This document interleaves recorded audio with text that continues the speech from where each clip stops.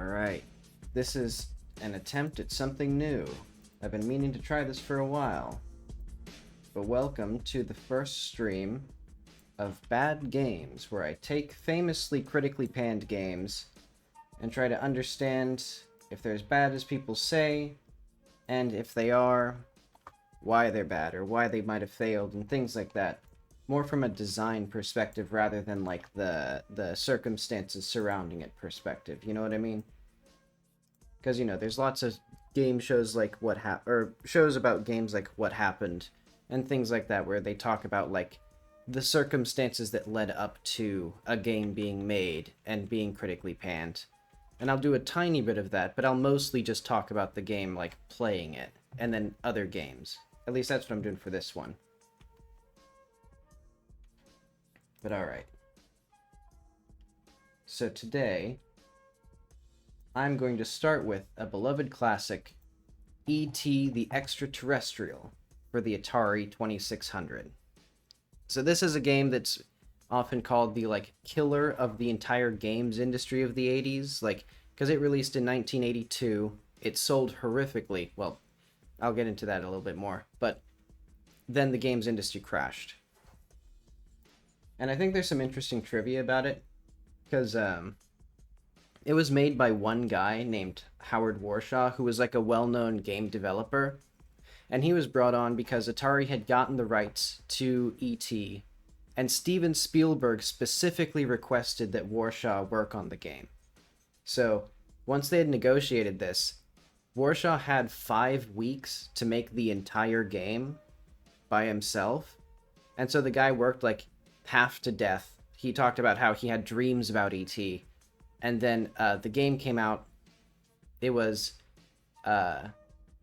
it actually sold pretty well at first. It received mixed to low reviews, but then people started returning it, and the sales like fell off a cliff at the end of the like holiday season, and like hundreds of thousands of copies were returned. So it was like not received well. And Warshaw himself got like, so for the 5 weeks of work, he got $200,000, a vacation to Hawaii, and he got to meet Steven Spielberg. So he got a pretty good deal. But in context, Atari spent $20 million on just the rights to E.T. So regardless of like how bad the game actually is, it was probably like the worst financial failure they'd ever had. Because Atari after that, because game sales fell off a cliff just in general after this, in part because of E.T., but in part because there were just a lot of bad games at the time. Like, I'll try to explore. I got some choice cuts from the Atari 2600 catalog that we'll compare this against, because there was a lot of crap at the time. But anyway, that's all that I have for that. My theory is, this game... Oh, hi, welcome back to the stream. So yeah, my theory is, the game is not as bad as people say. It's mostly just the context that it was in, where, like, you know, it cost $20 million. It was $20 million. That's so much money to lose. Like, there are games nowadays that, like, that sinks an entire company. And this was... And they put all of that on one guy in 5 weeks.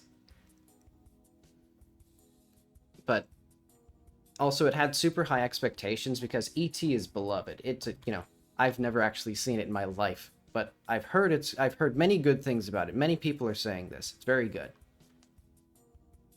But what I want to do is, because these are older games, I gotta at least give it a fair shake by reading the manual. So let's start on that. So we'll help E.T. get home, and we'll learn about the gameplay and using the controller. We'll even learn a little bit about the console. I'm also using Atari, which is pretty cool, like little online Atari 2600 emulator. And then we'll have some helpful hints. I love these old manuals. Like, this is a nice little drawing. Wow, yeah. Yeah, I haven't seen it. It's just one of those gaps in my movie history The alien movie I remember is Marvin the Martian. We had a pig that I named Tim, after Tim, the protagonist from Marvin the Martian. I didn't name him Marvin, because Marvin is the Martian, and Tim was a pig. You can't name a pig after a Martian. Now let's see what this is. What kind of crazy planet is this anyway? They came here to conduct a simple study of primitive planets, and look what happened. These things came and scared away my friends. Before I knew it, all my friends boarded our lightship and flew home. Is this from the ET, the extraterrestrial's perspective? I didn't even know he had an internal monologue. What do I do now? The only thing I can trust is that this nice little alien, Elliot. He gives me these tasty energy pills. What did he call these? Reese's Pieces? Is that where Reese's Pieces came from? My goodness. This is a whole cultural touchstone that I didn't even know. Because my dad always calls them Reese's Pieces. And I bet you it's from ET now. But these other aliens, every time I get ready to assemble my transgalactic communicator, they come and take me away. The one with the white coat sticks that temperature measuring device in my mouth. I wonder why he was so upset when it melted. And the other one in the trench coat keeps muttering these strange sounds. National security. I just want to go home. I hope Elliot can assemble all the pieces of my communicator before my energy runs out. Uh-oh, here comes those crazy aliens again. Help me, Elliot. Help me get home. So our mission is to help E.T. find the 3 pieces of his interplanetary telephone, call his ship, and guide him to the landing pad in time to be rescued. Do this before E.T.'s energy runs out, and you'll win the round and score points. E.T. traverses 6 sites on planet Earth. 4 of these are full of pitfalls. They are dotted with deep wells into which E.T. can fall. A 5th site shows Elliot's house, the Institute of Science, and the FBI building. I'll have to check the figures after we read through this. Here, actually, let's go through figure 1. So, 4 of these are full of pitfalls. And let's close the window. There's like an ambulance on its way to capture E.T. So 4 of these are full of pitfalls. So this is the pitfall. So wells, phone piece indicator. Okay, so I did do a little bit of a cursory playthrough, and I was completely baffled. So it's good to know. Basically, I'm assuming I don't touch the holes, because I got stuck in a well last time. But unless there's a pixel, and that pixel is a phone piece indicator, and this pixel is a candy.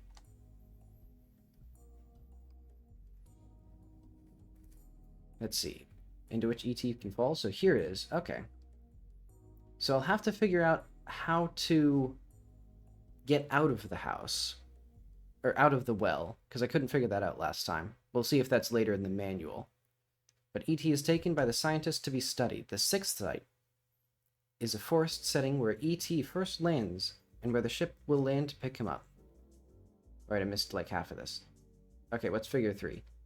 Okay, so the FBI is on this side, the Science Institute is on this side, Elliot's house. I assume this is how it looks in the movie as well. There's just 3 buildings in the city.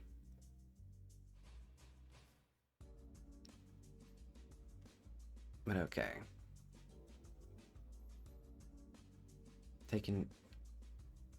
Okay, so ET is taken by the scientists to be studied. The 6th site is a forest setting where ET first lands and where the ship will pick him up. Okay, so we return to the forest, I think? Okay. Around ends when ET boards the spaceship. Yeah, I should probably watch it, because it seems like... Because, I mean, I've seen so many references to it. Like, the flying bicycle in front of the moon is, like, a scene that's been parodied so many times. Yeah, especially, like... as silly as it is, the Reese's Pieces. Realizing Reese's Pieces probably came from E.T. is, like, making me realize just how much stuff there's probably is in the movie that I will recognize but not even know is from the movie.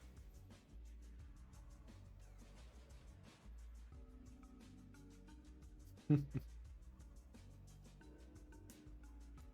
I actually do want some Reese's Pieces now. But okay. So, on each site, ET moves through... Oh, wait. I should actually be at the top. Okay, so a round ends when ET boards the spaceship. At the end of each round, all your bonus points are displayed. If you want to play another round, simply press the controller's button.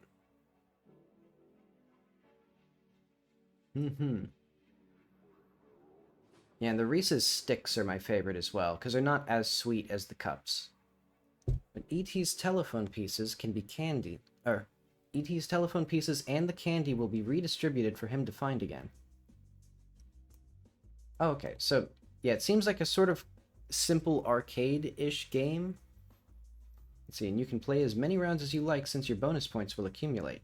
The game ends when ET runs out of energy or when you decide to quit playing. Okay, so I'll probably do this until I can do a couple rounds, because I do have 5 other Atari games I want to try. Also, hang on, let's close my Steam, because we're not actually going to do anything on Steam. And I don't want to show all my games that I've installed. Because that's just like my personal Steam account. But okay. Oh yeah, the sticks are the best ones. I mean, when I was a kid, I didn't even know there were peanut butter cups, or that Reese's came in cups, because I only got the sticks. So when I got it before the first time, I was like, this is like too much peanut butter. Or like too much like sugar for me. Because I like the little wafers. Let's see. E.T. can execute only one of his extraordinary powers. Oh, okay. While in a power zone. He can execute only one of his powers, so if E.T. is ready to call a spaceship, he must be in a call ship zone. As E.T. stands in a power zone, the symbol for that zone appears at the top center of the screen. At the beginning of each new round, the power zones are redistributed to each site. Ah, okay. Countdown clock, interplanetary phone. So I guess this is the indicator for we have the phone, and this tells us what action we can do on this screen.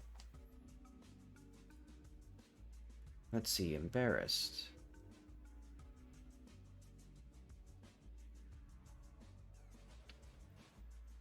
I should probably have the chat. I should probably be paying closer. Ah, okay.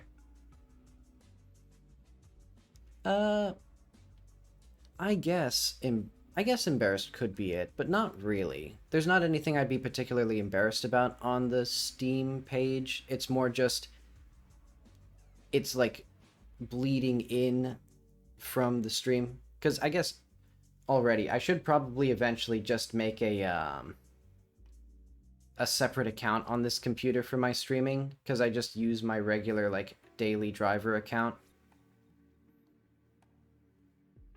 But, well. But okay, so we have the Find Phone Piece zone. So when we press the button, we can go up to the phone. Okay. Move to the telephone construction site at the top of the screen.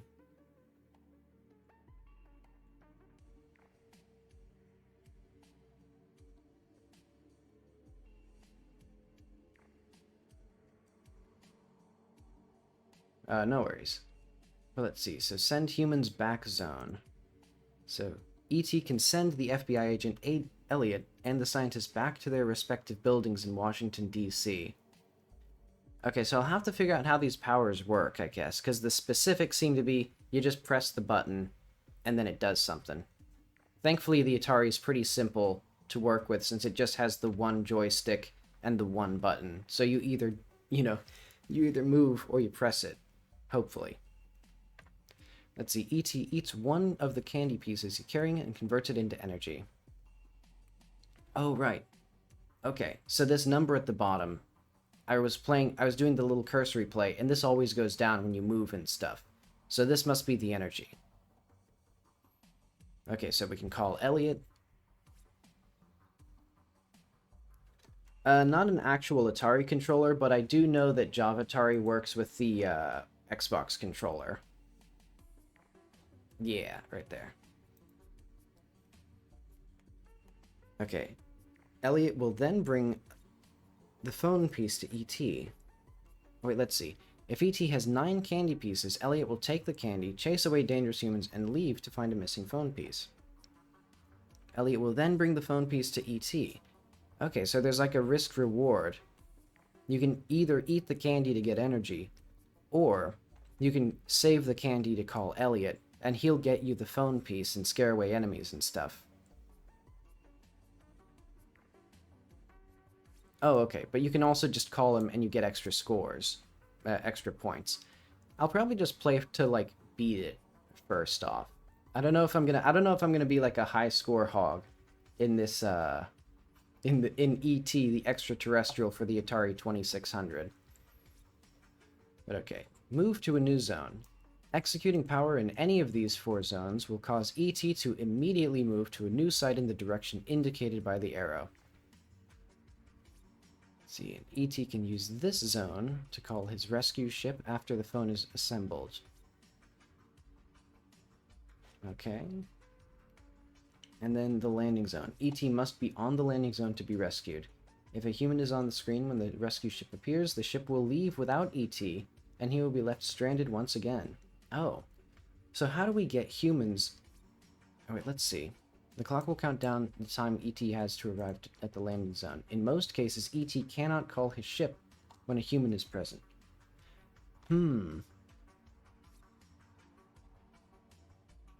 I'll have to figure out how to actually get humans out of the landing zone then. So I think what happens is we have to find the landing zone, then go to the, assemble the phone and find that.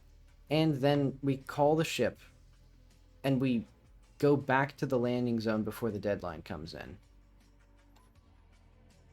But okay, ET will encounter many hindrances.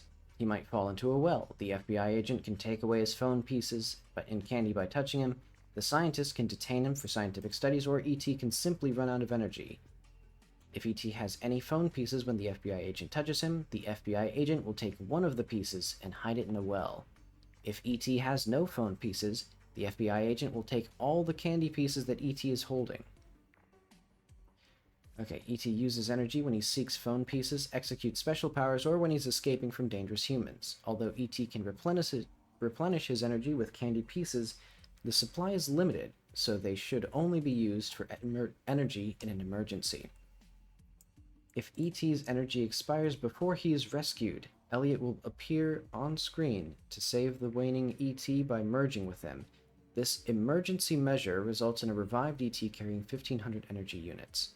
Elliot can merge with ET 3 times per game. Okay, so there's like emergency stockpiles of energy once you hit 0, and you only have 3 of those. And then once during a round, ET can encounter a wilted flower hidden at the bottom of a well.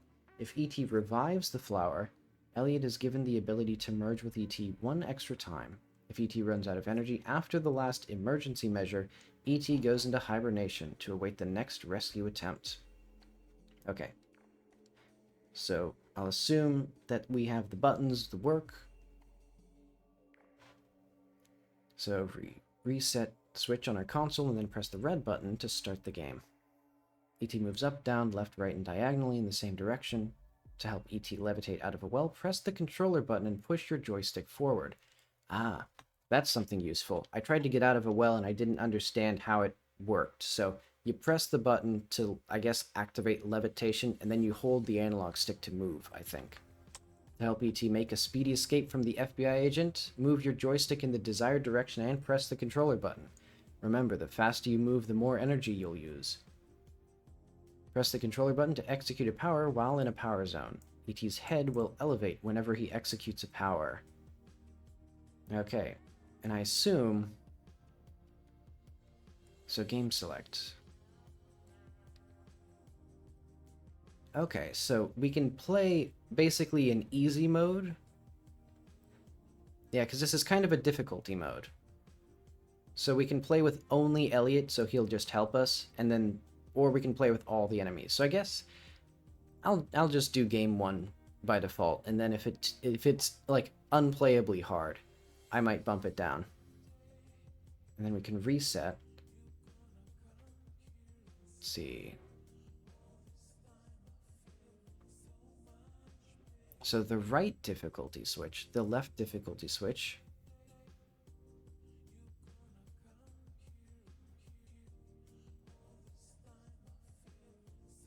Oh, so there's even difficulty of like you can't have Elliot on the screen in the landing area?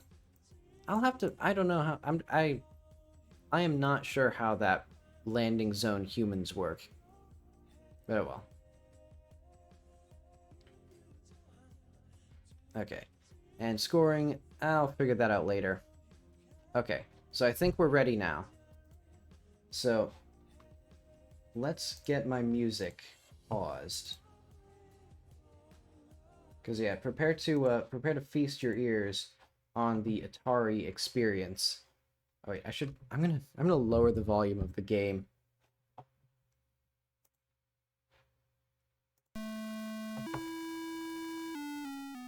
Ah, John Williams. Okay.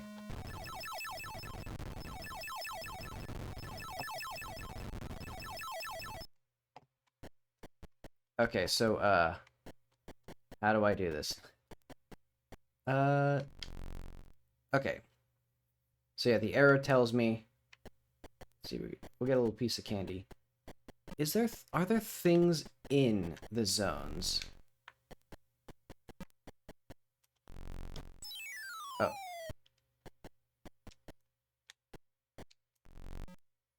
There we go. Returning to our homeland. Oh, come on.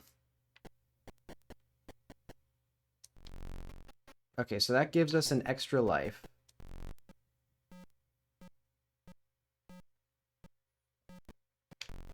Okay, can I... Oh, I bet you it's per pixel of like... Ooh, there's something here. Aha. Okay, so I thought that the zones were per screen, but it looks like they're actually like all over. You know what? Oh. If I can get out of this hole... can I get out of the hole? Let's figure out this. Oh my... Okay. I think I'm seeing one of the fabled bugs with this game. Okay, can I get out of the hole? This is valuable. Hmm.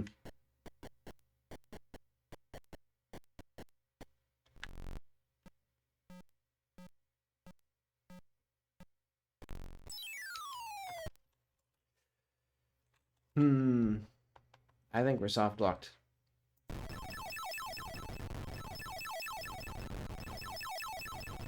Okay. Take it from the top.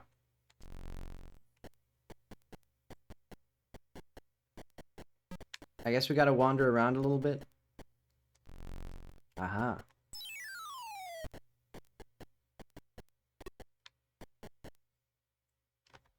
Oh, wait. Oh, shit. I pressed B to pause.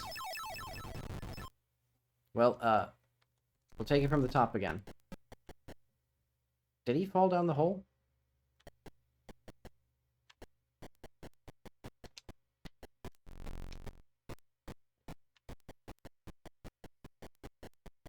It's a very weird system, because you have to, like, walk into invisible... Like, to do things, you have to walk into these invisible zones. But I guess it feels like... Okay, it feels like there's kind of a pattern to them, maybe. Okay, no zones here. Or no... Uh-oh.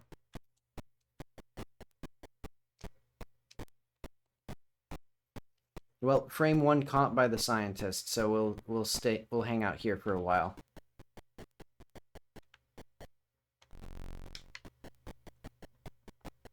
Oh, come on.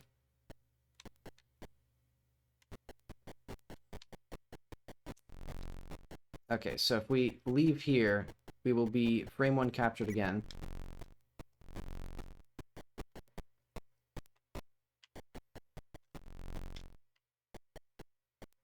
Thankfully, there was a leave the area zone.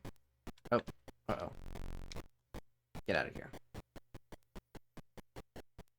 Okay, so to the right is the science area, and I don't want to go there.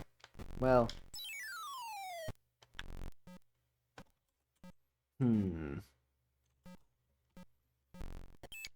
Honestly, there... Well, I don't know. I'll have to figure... I want to play some more Atari games before I make judgments, because I'm thinking... If it weren't buggy, if I didn't get soft lock there, I think this would be, like, kinda neat. I mean, it's very, like... Of course, it's a very, like, basic approximation of, like... something like E.T.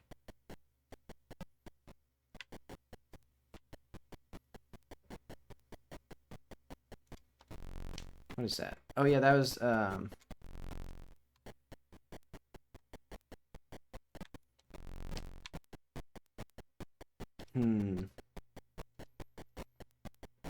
Okay, I guess... No, I'm not gonna get Elliot. Because he'll take all my candy.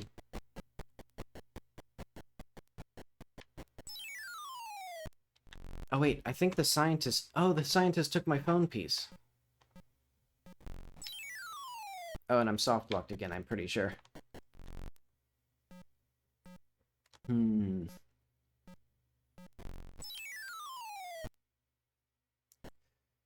Okay. Well, I can see why people would have returned this game. Also, let's get the music back in here. We'll just assume, you know, for the authentic 80s experience, someone's listening to this on vinyl. You know, they just have their discs. Okay, I do not like how the guys just kind of show up.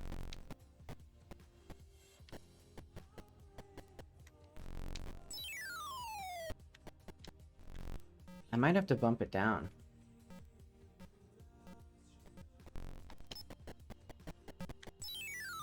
Yeah, look at that.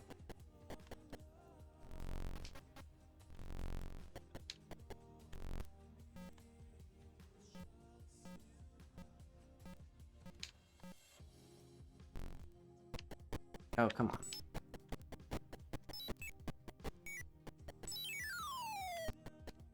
Huh, I somehow broke out of that. That's good. Okay, so this is a call site. Oh, come on the fuck on.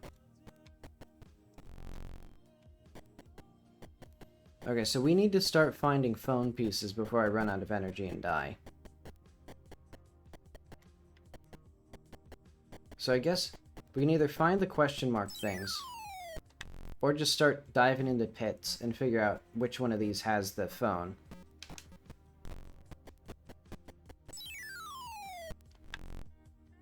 And another frame 1, like, fall into something. Oh.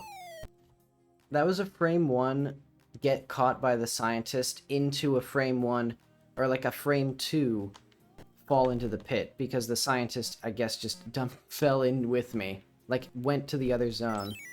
Oh god.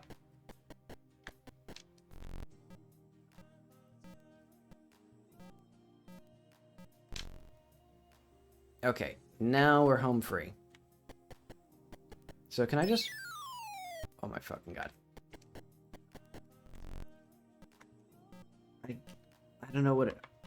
Okay, I don't know, I don't understand the rules. Okay. What does this mean? So, is it that I can't walk off the edge of the map? Because I think... Okay, we're not making progress.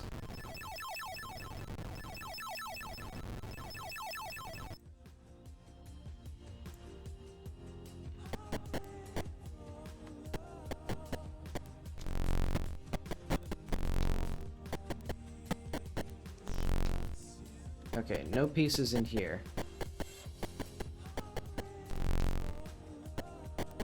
So what happens if I do that? Okay, so I can just go up.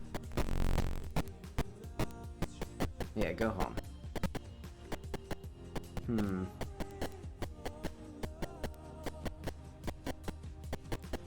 Yeah, the fact that the main mode of interaction is to just very slowly walk around and then try to find like invisible activation zones. I can see why modern controllers have more than one button. Oh, come the fuck on.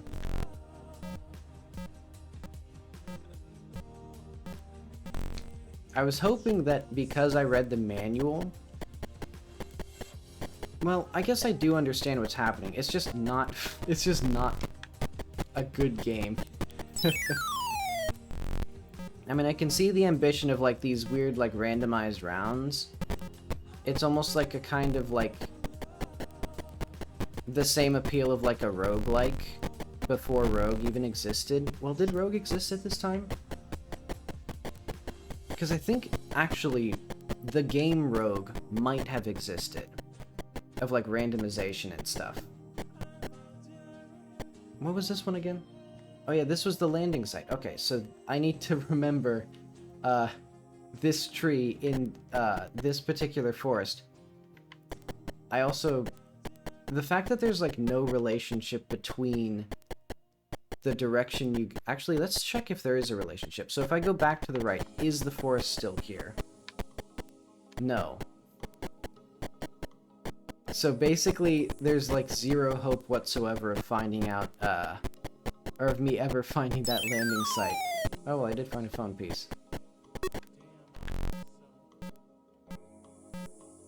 So I will never find that, oh. Oh, right, and we're stuck in the pit again. Okay, so is there something I can do? Like, if I hold... Okay. Maybe it's because I was holding up? Oh, come the fuck on. Give me a break here, I'm just a little alien. Okay, I think what it is if any pixel of your sprite overlaps with the thing... So, yeah. Okay, so what it is I can't just be above the hole, I have to move so that all of my pixels are no longer overlapping the pixels of the hole. Okay, so like there, now I'm safe. Oh. Though I am completely lost now.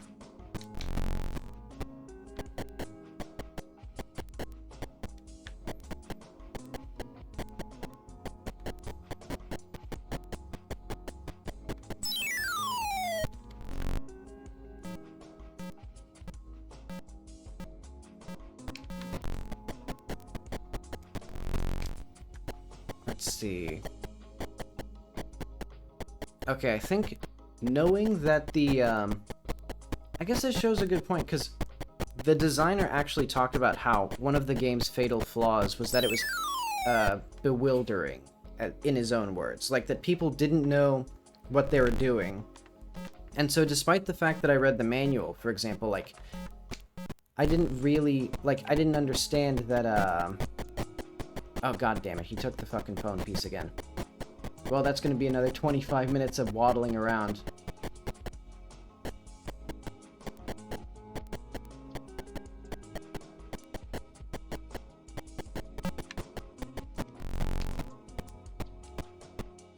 But yeah, like, I didn't understand that you had to not overlap the pixels at all. Okay, he's just chilling out there.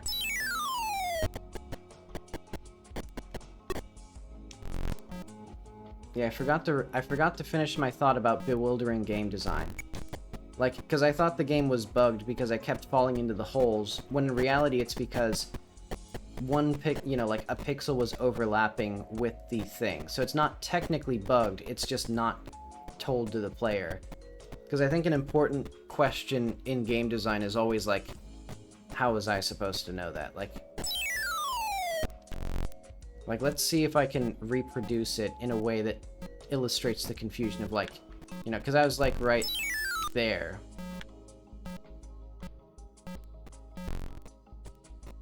Huh, actually, I don't know. I think there's just slight bugs with the collision. Hey, I found the landing site again.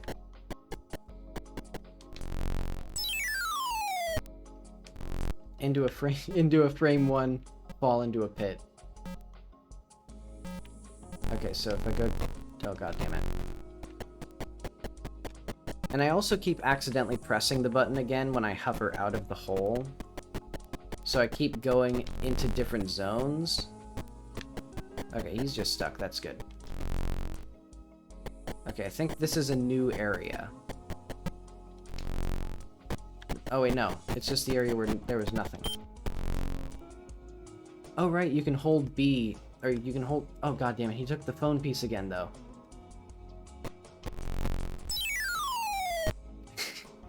And the frame 1... Okay. I think there's gonna be a lot of going into a room and falling down a hole frame 1, and a lot of the guy walking slightly faster than me.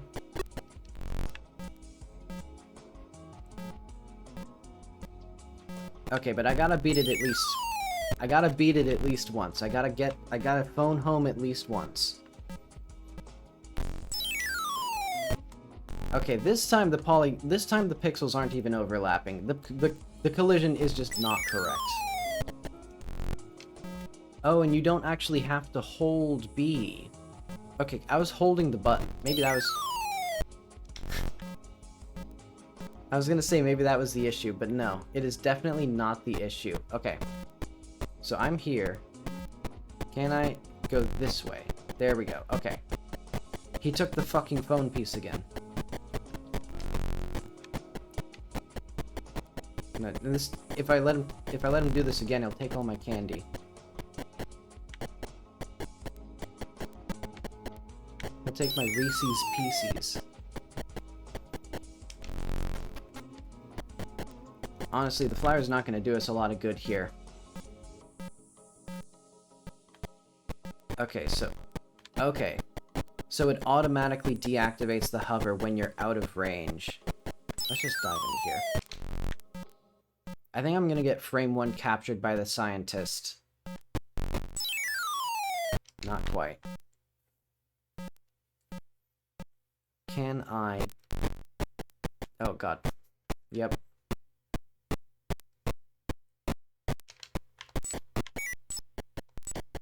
Right, and you have your little dash.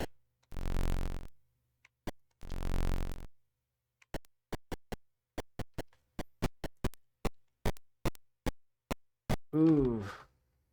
You know, I'm starting to think this game isn't very good. You know, like, I can see the, like, conception. Let's put on another ROM brick. Oh. Wait, I don't even have anything he could steal. You know, maybe it was not underhated. I do think Atari should lose their jobs for this.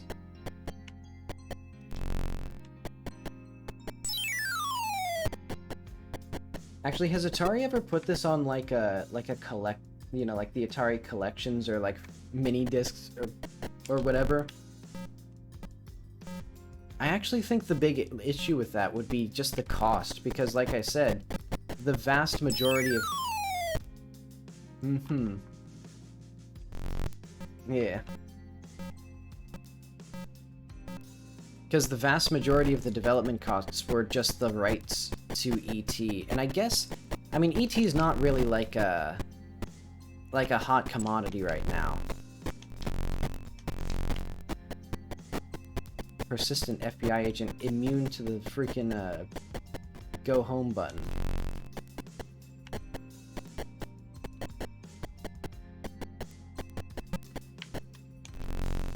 Okay, can I get... Okay, so there's no pieces in here, unless the FBI agent just steals it. Oh right, I forgot, I have a sprint button. Okay, so admittedly, it is sort of a mad because bad situation, because I do have access to just a dash. Oh, a dash straight into a pit.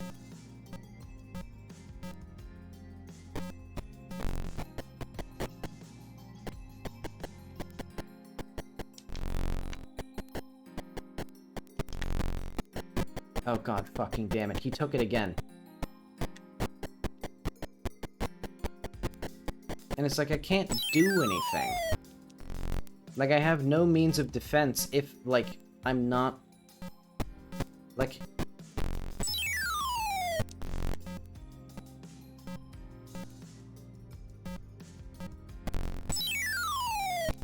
Oh, Jesus Christ.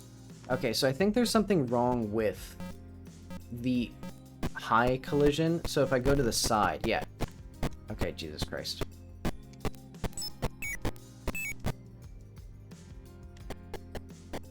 What's weird is there's not even really a penalty for getting captured by the scientists, because... Jesus fucking Christ. Actually, you know what?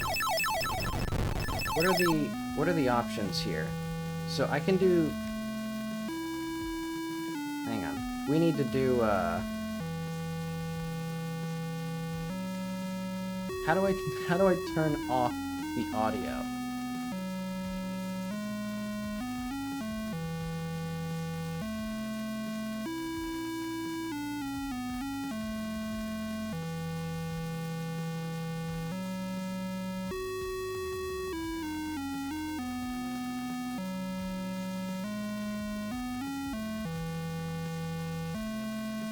Wait, so game reset? No.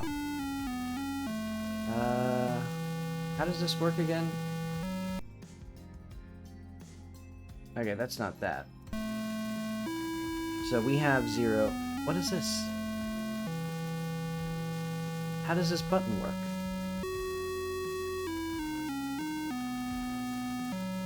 Okay, so 2 means, I think, without the scientist. I want to put it on easy mode. There we go. Admittedly, the emulator was also a bit weird there.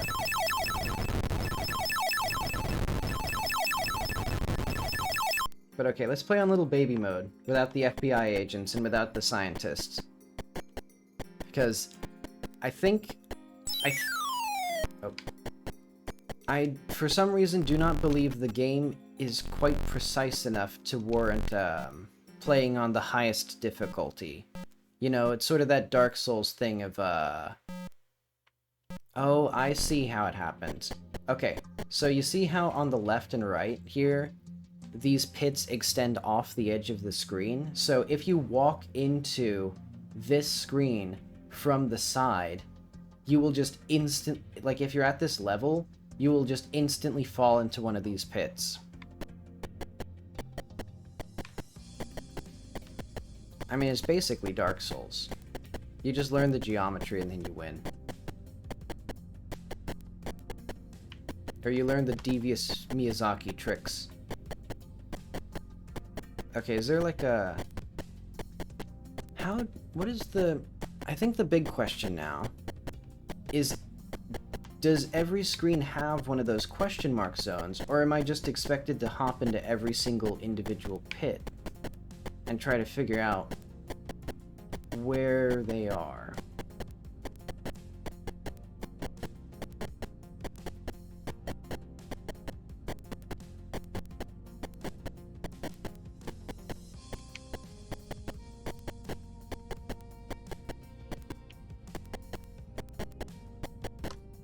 Okay, I'm certain... I think understanding how this game works kind of makes it even worse. I'm gonna open the window. Because then it's like, okay, so it's not just that it's like broken, it's that it's like how do you figure out how to play, or how do you win? Fuck you, just fall into each individual pit. Well, maybe if there is no... I mean, ideally, if there is no phone piece on a screen, there'd be no question mark. Or, I should say, if there's no question mark, there's no phone piece. Because there's a question mark, but no phone piece on this one. But thankfully, I got the extra life, so the suffering will continue.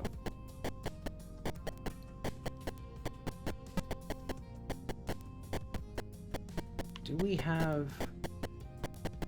Also, I should hope that I can find a little candy zone soon. Ah. You know, this game is kind of like a chill little relaxing, or a chill little exploration game, when you don't have the guys constantly frame one... When you don't have the FBI agent constantly frame one stealing things from me. Well, he wasn't...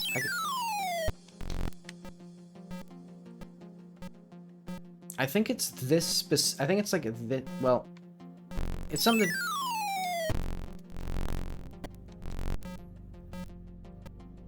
I'll get it eventually. And at some point I want to play, like, Sonic 06 on this fucking stream, so can you imagine, like... I forgot that bad games are bad. Like, it's not fun to play... Well, it is kind of fun, actually. It's fun to see this. But yeah, I think they should have tightened up the graphics on level 3 and tightened up those ellipse collisions. Okay, let's see if I can find another little zone. Or maybe a little candy zone.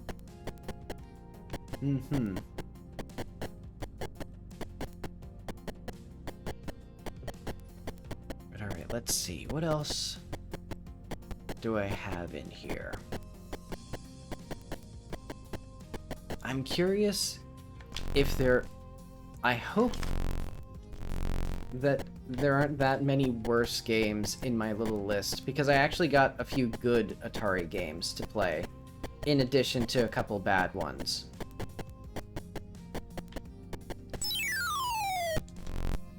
But if they're, like, substantially worse than this, that would really suck.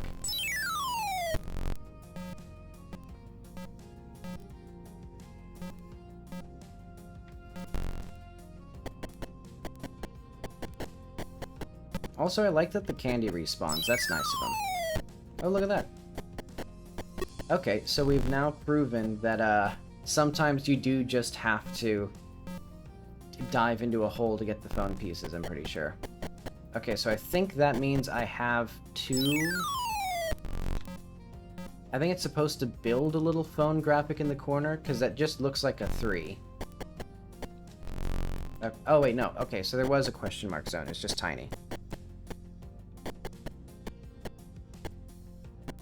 Okay, so we're back here. Oh wait, I haven't even found the landing zone or the... Oh, look at this.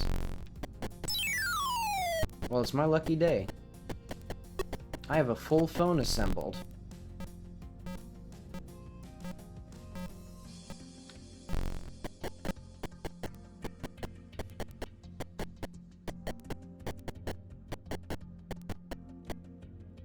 This game has kind of... I was gonna say it kind of has roller coaster vibes, but that's not really, like, cohesive for anybody, because Roller Coaster came out in, like, 1985. Which also means that this game is older than it.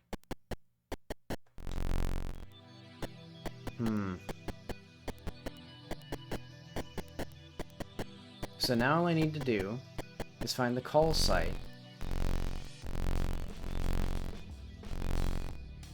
I guess I'll keep... Is there a reason to not use a candy right now? I guess if I wanted score, I could give Elliot all my candy.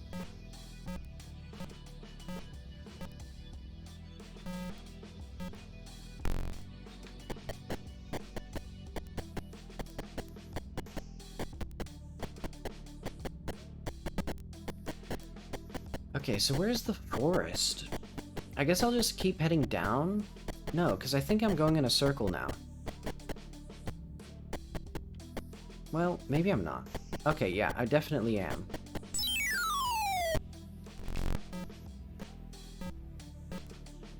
And I see I'm still falling for this old trick, Miyazaki.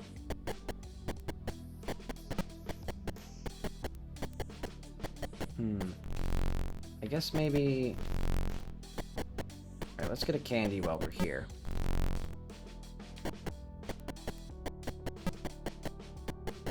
I think maybe the teleport zones are more useful than walking off the edge.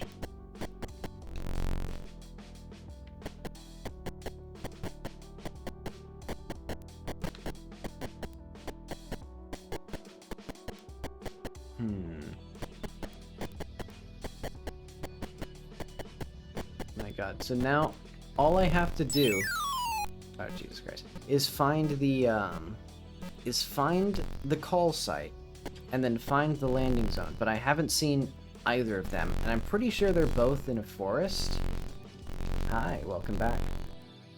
I'm playing E.T., and as it turns out, I don't think it is underhated. I think it does actually just suck.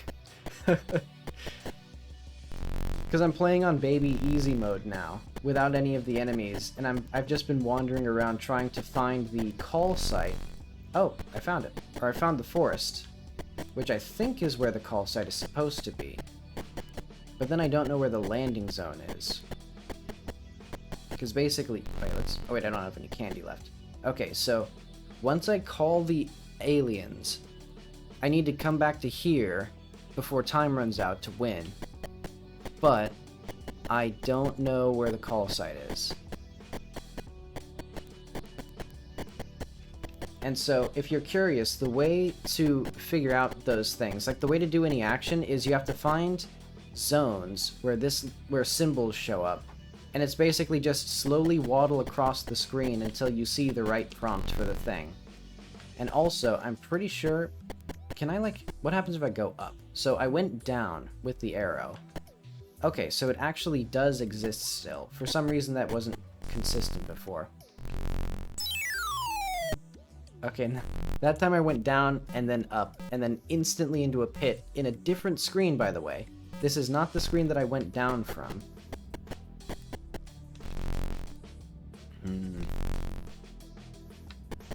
But at least we're back in the forest. Is this the right one?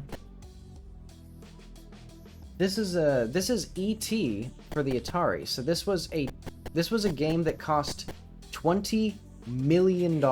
This game cost $20 million to make. Because Atari had to license the rights for E.T., the extraterrestrial, beloved 1980-something odd movie. And they gave one guy 5 weeks to make it.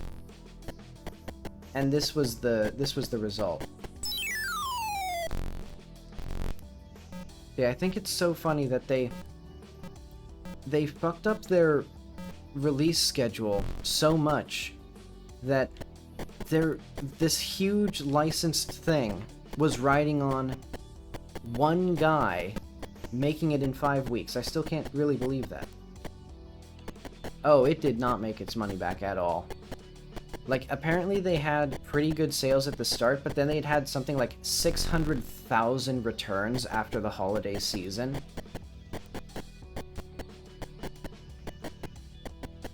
Because I think the game probably would have needed to sell like a couple million copies to break even.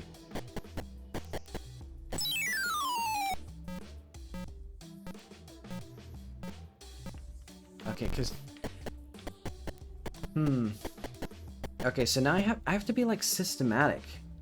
Because I don't think there's any way to actually find where the call zones are. Actually, let's check the manual. So thankfully this time does not run out unless I move. But once it reaches 0, I'm donezo. But okay, let's do... So I have the manual here. So call ship zone. Can use this to call its rescue ship. Okay, so a clock will appear at the top right of the screen. I don't even know how to navigate this place. I have no idea how to get back to the forest.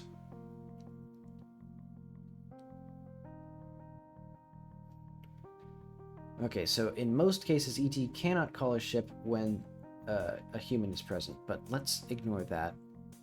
Let's look for call. Because I thought there were some rules about, like, when you can call. Or, like, where the zones are, or, like, the forest and stuff. So figure 4 is ET's landing site. So while in a power zone, ET can do this, blah, blah, blah. So, as ET stands in a power zone, the symbol... Oh, okay. So the zones... Okay. That's not telling me that. I thought it was... Because I was confused at first because I didn't know the difference between, like, these screens and the power zones that they're talking about.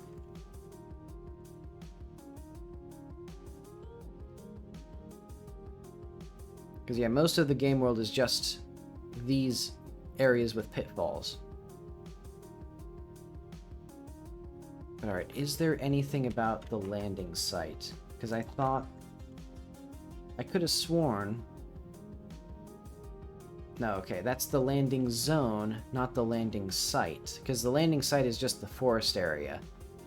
But the landing zone, I guess well, I guess it... Okay. So I think the landing zone is always in the forest, at least. But I don't know if there's any rhyme or reason to where this call zone is going to be.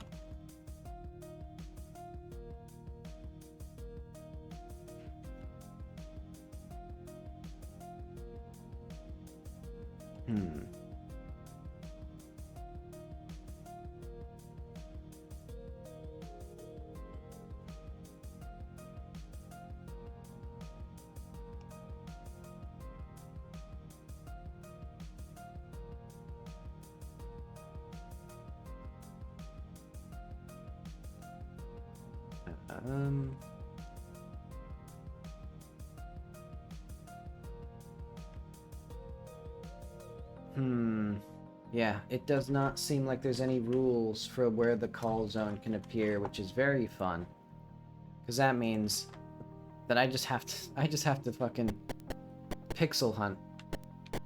Like, scan the entire screen. Let's do... Oh, wait. I did not need Elliot. He's gonna take all my candy. What's he gonna do, actually? Yeah, he just took my candy. Well, thankfully I used all of it. Okay, so I haven't really examined in here.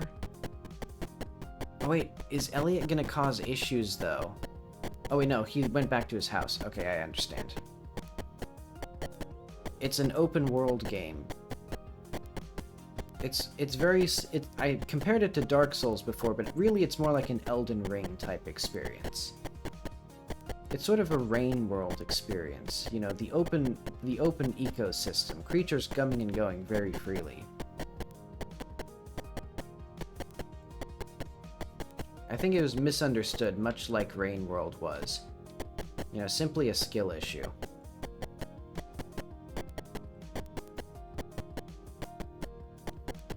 Basically because you kinda have to memorize, well,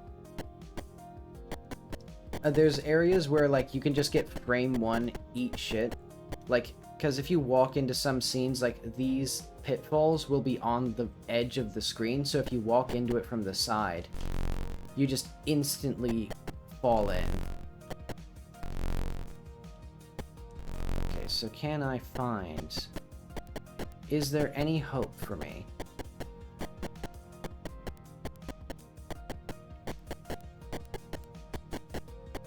I think I'm gonna lose. Like, I have, like... It's gonna be, like... It's gonna be, like, 5 minutes of walking around. Was there, like... No, I don't think... So that little question mark shows me where phone pieces are, but it does not show me where, the what-have-yous are.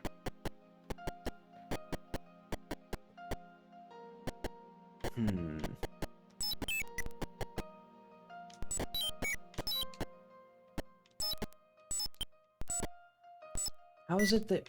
So you go down in both of these areas, and you come... So, like, I go down, and I come out here, and then I go down, and I come out here.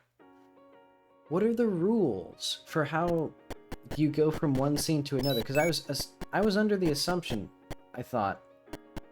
What the fuck? I guess it must be... I don't understand. Yeah, because, like, these ones, you just go normally. Maybe it's at the edge of the screen, or, like, the edge of the world map, and it's, like, doing something weird.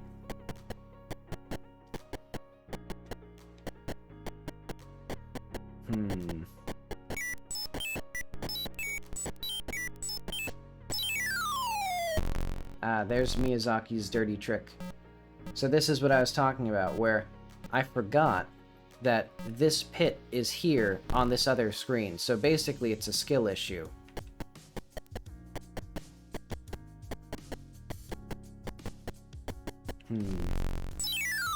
I see. Skill issue. I should not have teleported there, because that put me directly over this pit. At least I've learned how to get out of the pits without soft locking, or like basically soft locking the game.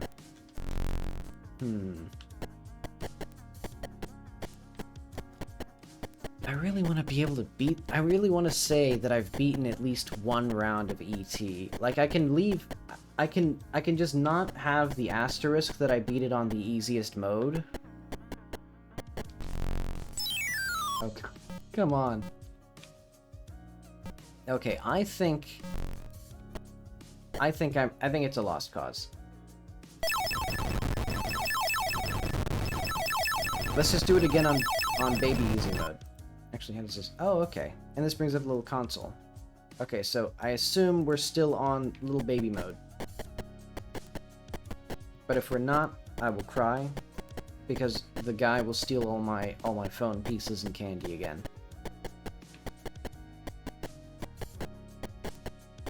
Because yeah, basically the plot of this game is that you're E.T. and you need to get your little phone piece. Okay, so here's where the landing site is. I can remember that relatively easily. This is basically Pizza Tower, you know. You explore the level, but you gotta remember your way back.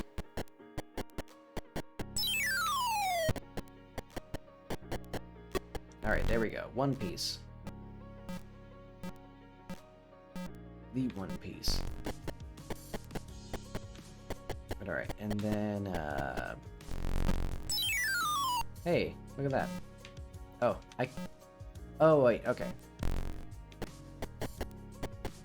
You can hover down. You can't hover left and right for some reason in this area. You can only hover left and right up here. Okay. We're doing good now. We're gonna get this in record time, I think. This is gonna be the world's fastest playthrough of E.T. the Extraterrestrial for the Atari 2600. Okay, nothing here. I think this is the same area, though. Okay, this is a new one.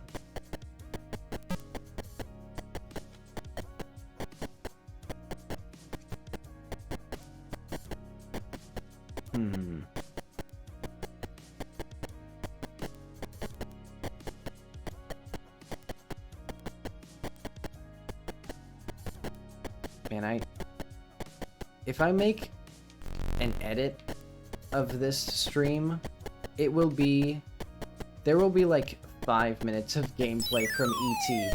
after like an hour of playing.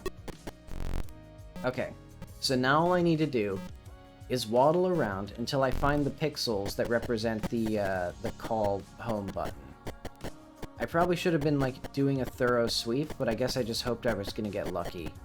Because yeah, I do not think there's any sign right now of what to do. Okay, but let's eat our candy at least.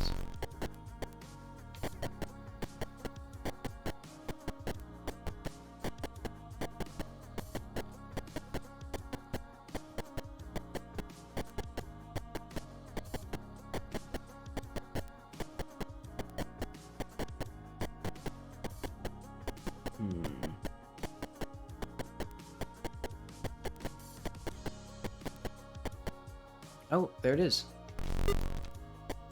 Okay, so let's hope to God that I can find my way back up to the forest, because I have zero hope whatsoever. Oh, holy shit. I have beaten... No, I have beaten... Is this a different fucking forest? Are you kidding me? Is this a different forest? Hang on. Is there a different landing site in here? I'm gonna lose. I'm gonna fail.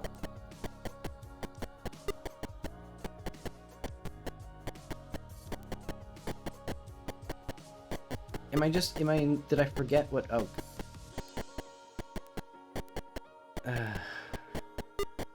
Oh, fuck. Did I do it? Okay, by the skin of my teeth, like... Clock struck 0 there. Okay, I believe we have won E.T. the video game. Oh, okay. That's the restart button. Alright, well, I have beaten E.T. for the Atari. It sucks. So let's say, let's get out of here. Power that off. Okay, let's change the title of the screen.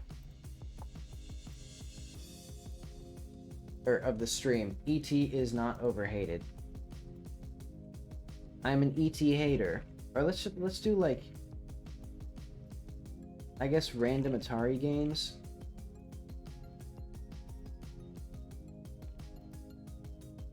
There we go. So okay, the basic. Let's go through the. Let's critique E.T. the extraterrestrial. The fact that the main mode of operation and the main mode of interaction is slowly waddling around the screen, hoping that you can find... Let's play this. Let's actually put this back on.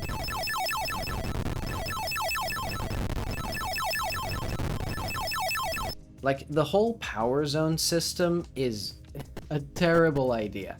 The fact that you just have to waddle around and blindly hope that you stumble upon the button that does the thing you need it to do at that particular moment. Like, because I had to reset the entire game after doing everything because I found, because I just couldn't find the call home button. Because, like, these areas can actually be surprisingly small. Because now it's, like, huge here. Because I thought that I was gonna lose last time. Because, like, I thought it was in this area. Oh. And don't tell anybody, I was on little baby mode last time. He stole my candy. Bastard. Let's go down in a well for some privacy. Anyway, yeah, the fact that you just wander around and find these power zones, that is not fun. The fact that there's so many, like, you walk into a screen and instantly eat shit or get caught, that's another thing. The buggy collision with the pitfalls so that, like, you can't get on top of them, or you can't go above them, you have to go to the side. And the fact that characters move, I guess, just ever so slightly slower than you, so if you're doing something...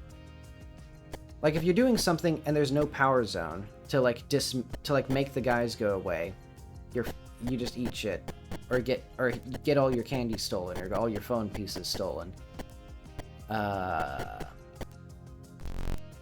think if it were done, I don't even know what this would look like if it were done well. I guess I don't know if you could even make this game good on the Atari. Maybe it's just ahead of its time in that way. It required 2 buttons. One to, like, do a thing. Like, because, yeah, there was nothing I could do there other than just walk off the screen, which I don't want to do. Which I guess it is skill issue. So mad because bad, the game is actually good. But yeah, anyway. I think I got a pretty good...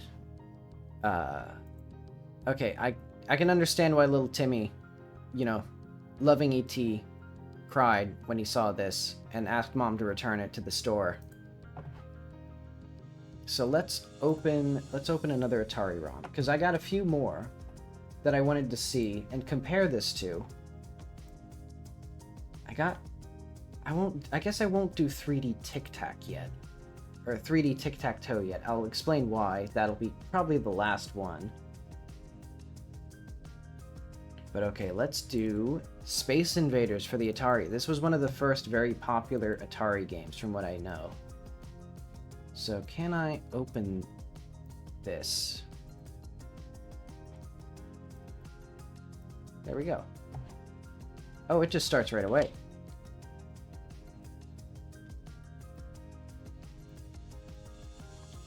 Okay, so this was popular, beloved. Are there buttons? How do I... Okay. Oh, it was a demo, and then you press reset.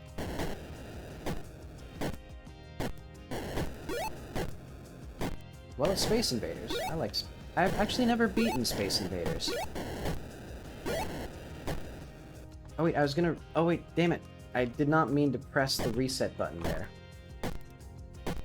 Hang on. Let's power this off, because I want to look through the manual at least a little bit.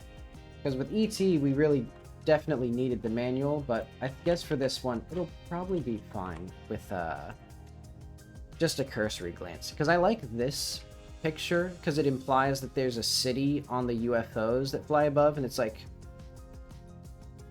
Are there civilian aliens on this thing? Is this like a colony ship that has like a city's worth of people on top?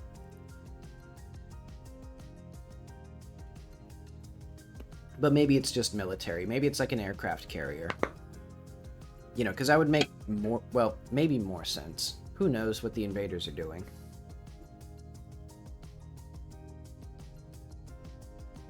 I guess it depends if it's a full-on offensive or if it's a colonization. It's a mystery for the ages, I suppose. We'll have to look. We'll have to watch the sequel or read the novelization. But okay, the controller. So I guess it's saying, you know, it's fucking Space Invaders. You shoot the guys. Okay. So maybe I'll try to clear a screen of Space Invaders on this for gamer cred.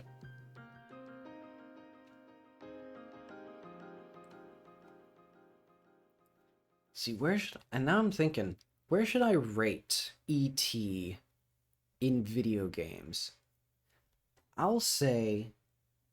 Let's do... What should I do? Where should I put this? What if I go to... full.net/bits/sheets.html? I made a little spreadsheet program way back when. So let's do 10 rows and like 5 columns. E.T. Atari. And we'll have a rating of 3 out of 10. Because there is an idea of a game in there that could conceptually be interesting. Let's do another ROM Breaker album. So it's like, could never work on Atari, I think.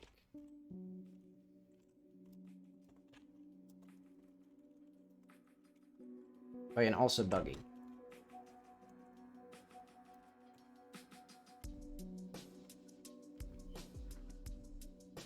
And this is my beautiful thing. But okay, yeah. E.T. sucks. That's my insightful thing. Okay. Let's play Space Invaders while I try to decompress from E.T. the extraterrestrial. Wait, can I... Oh, can I not go further than that?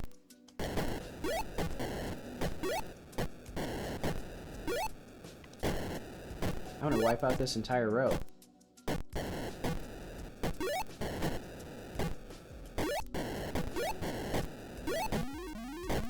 Ooh. Wait, my fire rate is lower. Uh-oh. Uh-oh. Dang it. Why was my fire... Oh. Okay, I see. I can't shoot if I have a bullet in the air. So if I miss, I have the lowest fire rate. I guess that makes sense.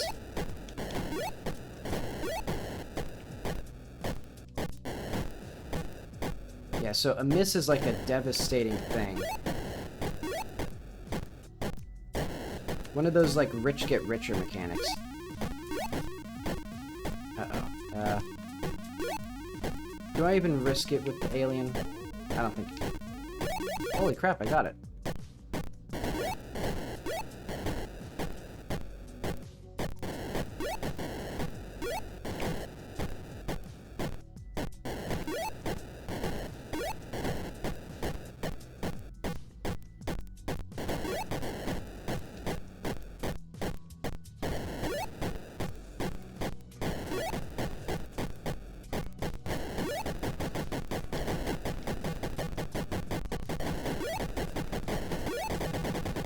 Oh crap. I'm gonna lose. Yep. That seems a little hard.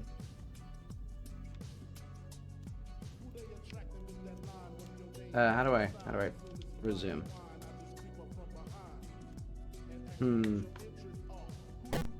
Oh, it just does.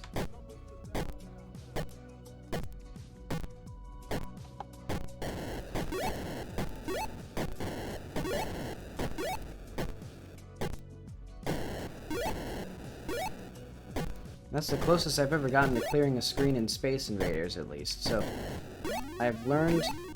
I'm now playing, finally, the required playing for being a gamer. Let's do that. Nope. Complete whip. I'm not gonna bother.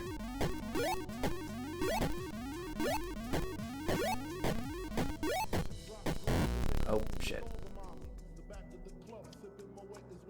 Okay, good. I actually kind of like how it has just the gigantic 2 there. I mean, admittedly, it had to be gigantic because there's like 5 pixels on the screen, but it felt like sort of stylish of just like where you die is now like a giant life counter, but otherwise it's hidden.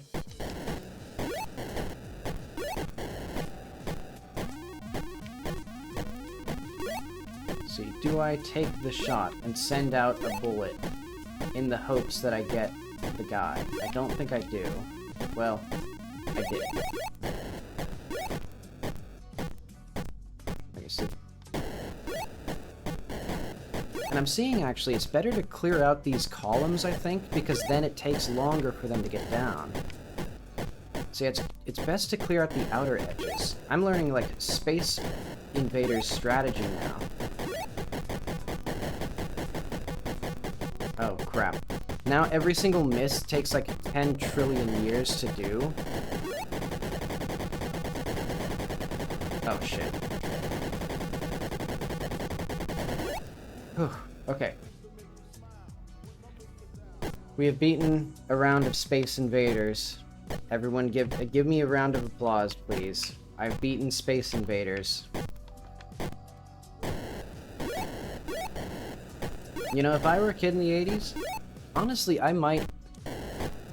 I mean, it's a fun video game, honestly. Who knew? Space Invaders, pretty good. Pretty good game. And I actually do kind of like that, you know, if you miss...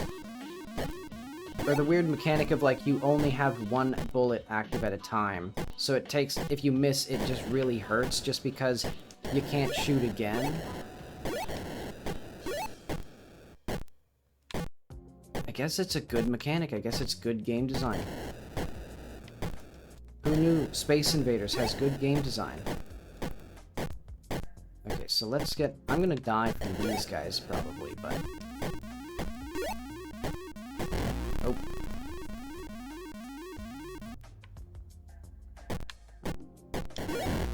Oh.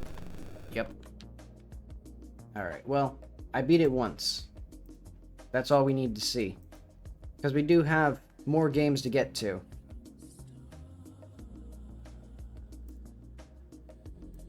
Alright, let's see if there's anything interesting. There are variations, actually.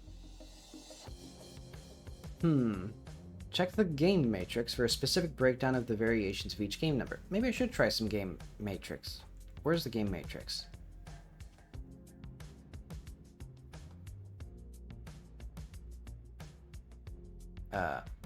Oh, whoa. Okay, so difficulty switches. Because there's, let's put Space Invaders Atari in here.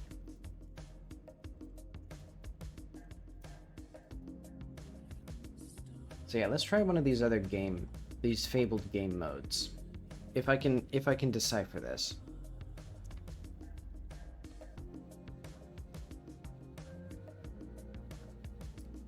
I'll do... Moving shield seems kind of interesting. But how do we do this, though? The difficulty switches control the size of the laser cannons on the screen. In the B position, the cannon is smaller and therefore is easier for beginning players to use. In the A position, the cannon is twice as large and therefore more susceptible to enemy fire. In a one-player game, use the left difficulty switch to control the size of the cannon. In a two-player games, the left player uses the left difficulty switch and the right player uses the right difficulty switch. Huh.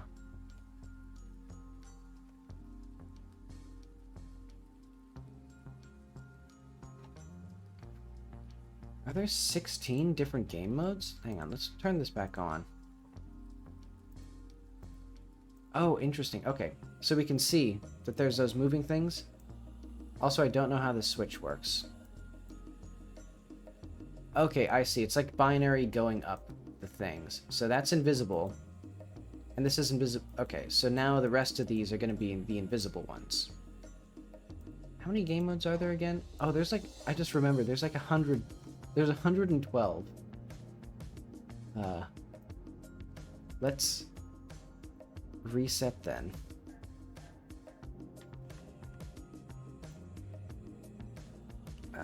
Where's the reset button?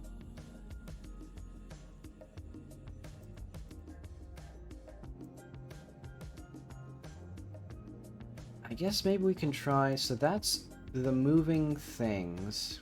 Yeah, moving shields. I want zigzagging bombs and fast bombs. So that is game mode 8. Because the invisible invaders, that's kind of ridiculous. Oh wait, okay. Are there only... Ah, well, whatever. Game mode 8 it is.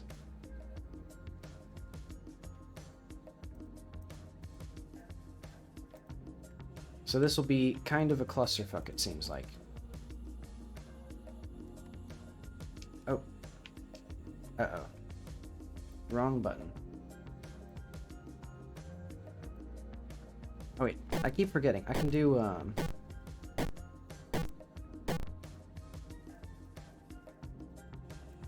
wait, I gotta reset this. 8. Okay, there we go.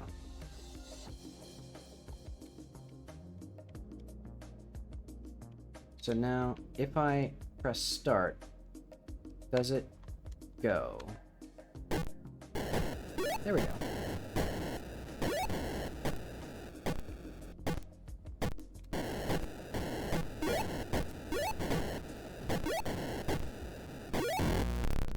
So this is an emulator called Atari. So it's a browser-based Atari 2600 emulator that I just stumbled upon while I was researching this.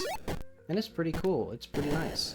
Because it's also like, because there's a bunch of like spammy, like, you know, play this game in your browser things. And they all just use Atari. Which is, but they have like a free site that you can just use, and he accepts donations.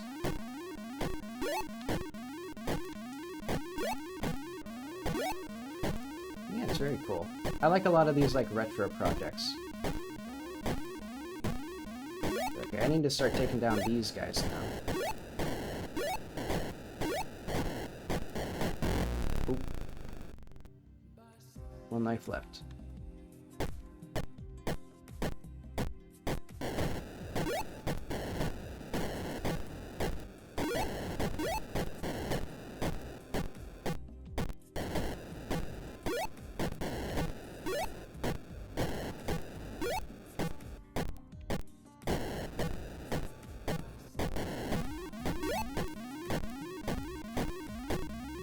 Do I dare hit the guy?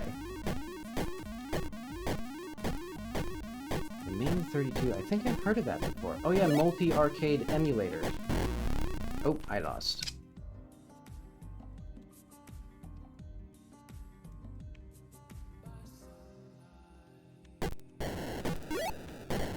I still like that. I still feel the life counter's kind of stylish.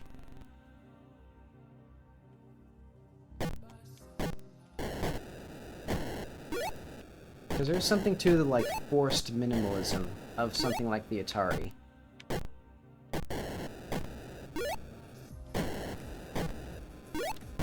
Oh.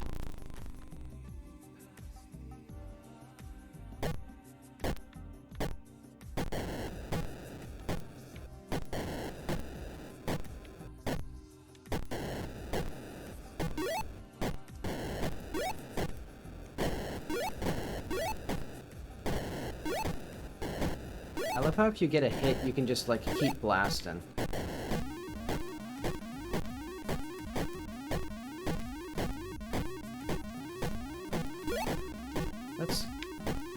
Let's fire up a shot now. Oh. Completely failed that, but oh well. Alright, last life. Oh. Oh wait, no. It's not the last life. I lost.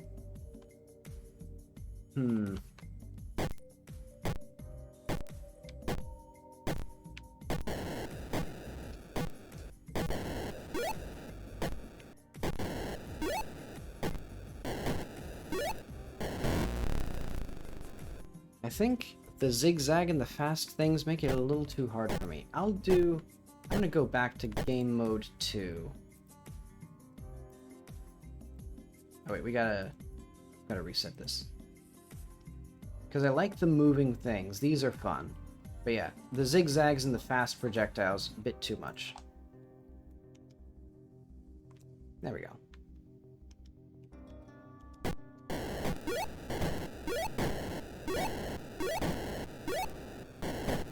Oh, I am making mincemeat of their flank, or of their troops.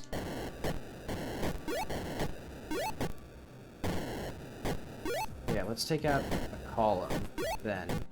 Yeah, it's interesting. There's so many, like... I did not realize that Space Invaders was such a cleverly designed game. Like, the fact that the invaders actually, like... If you take out the column, it takes them longer to go down because they actually go until the last column hits the edge of the screen. Or you can choose to hit the row, so that way you have more of these alternations.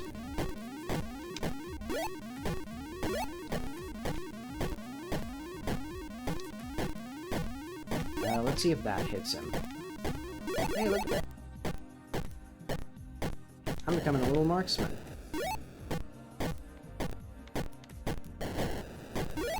Okay, we need to start taking down these guys, though.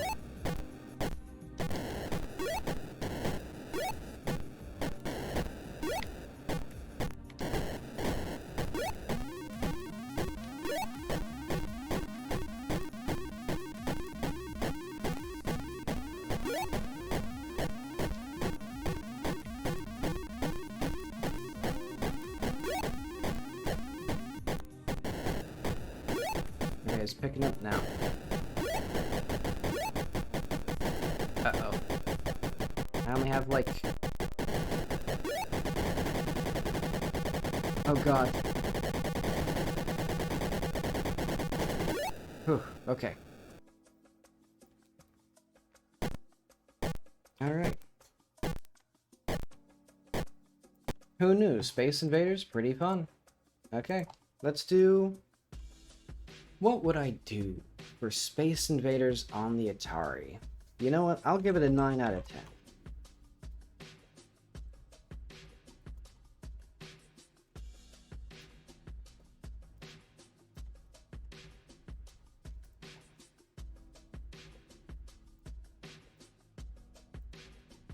Alright, let's get the other one in here. So we need... But this is the bad game stream, not the good game stream. So we need... I'll say Star Fox, also for the Atari. Not to be confused with Star Fox that came out, like, several years later for the Genesis. Oh, wait, no. Wrong thing. Where did I put that? Star Fox. Okay, so we'll power that off for now. We need the manual. Because how will we get the full Star Fox experience if we don't have the manual open? So look at this. This is Star Fox. This is the real Star Fox, not the fake Star Fox that Nintendo did. This is from Mythicon. Actually, when did Star Fox come out? Hang on, let's do some gamer research here.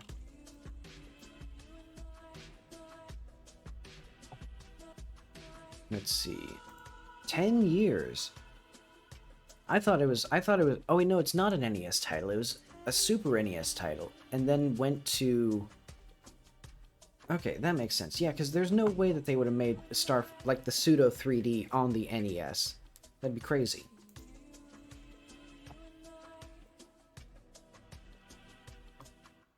So yeah, Nintendo, thieves, stealers. They stole from this. Mythicon was done dirty with this underrated classic. So Star Fox by Mythicon has a high level of computer intelligence built in. The enemy is very smart and always knows where you are. It has an automatic tracking system which tells you what altitude you're tells at what altitude you're flying, what airspeed you're maintaining, and your rate of acceleration and deceleration. So basically, it like reads the values from the screen of from memory of like where you are. Because of the extraordinary sensing devices aboard, a fighter drone is capable of detecting your every motion except when bombing. It will attempt to evade your laser cannon and re-establish an attack position behind your ship. Its sensors will also detect your entry into Beta 7's atmosphere. While you are recovering the trimetallesium crystals? Metal crystals. Is there such a thing? More gamer trivia. Oh wait, no, there are metal crystals. Bismuth. Yeah, I'm an idiot. Okay. So yeah, the trimetallesium crystals, of course. Skill issue on my part there.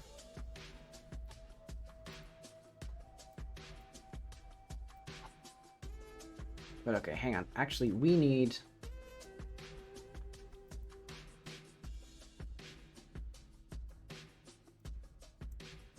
Let's see.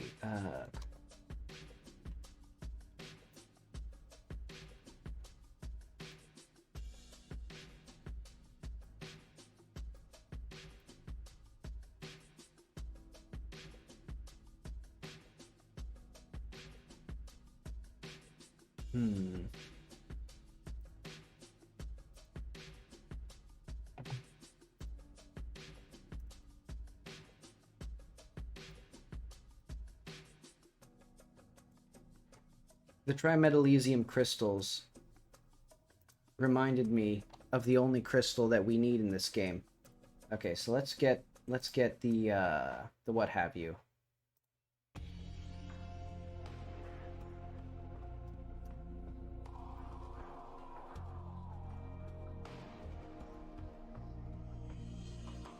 Alright, we need our style, our house style.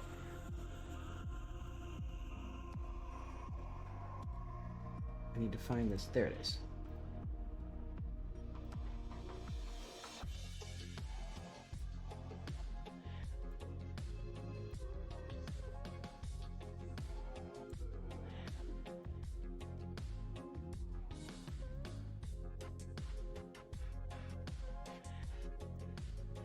Beautiful. Perfect. This image kind of sucks, though. Or it's not very, like, interesting. We need a funny one.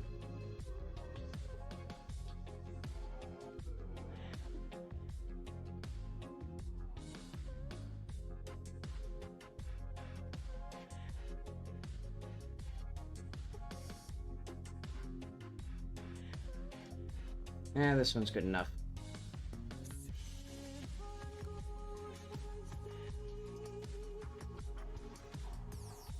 Okay, because we're gonna need Star Fox, or we're gonna need crystals supporting us to get these trimetallesium crystals.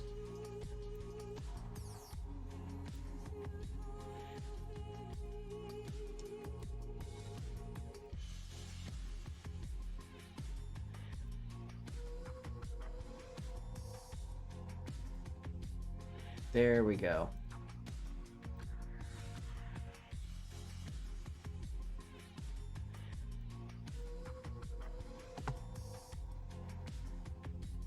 Okay. Let's see if I can even play this game. So, oh wait, no, I didn't even look at the controls.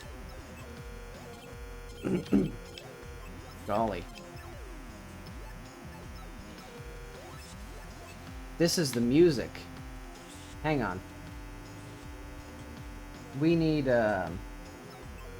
we need to turn off this track here. There we go. See, with the 2 music tracks, it was a little overwhelming, but now, you see, the audio is pretty good.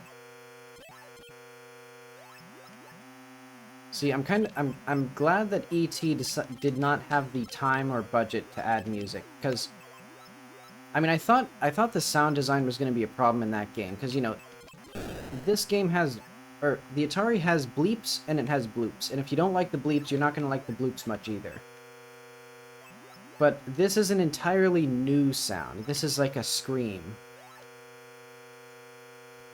Okay, hang on. We need to figure out what the fuck is happening here. So yeah, turn that off. We need to read the manual. What is actually happening? Okay, so we turn it on. Difficulty switches are not used with Star Fox since the enemy automatically becomes more aggressive as your score increases. Ah, the dynamic difficulty. Let's put the music back on. Ball controllers work very well with Star Fox. Okay, game select switch will allow you to choose the difficulty level and whether 1 or 2 players will be playing. So practice mode 1 player only, no scoring, first level 1 player. Scoring for successfully shooting, blah blah blah. Oh, you can just choose the second level from here. Okay, game reset button. By pressing the red button on your controller after each loss on... Wait, doesn't Atari... Hang on.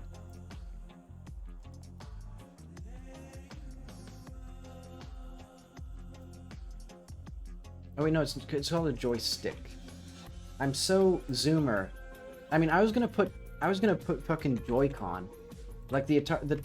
What's the Joy-Con for the 26 for the Atari? What the Atari Joy-Con? Okay, no, this does just have the 1 stick and the 1 button. I'm pretty sure, because I thought.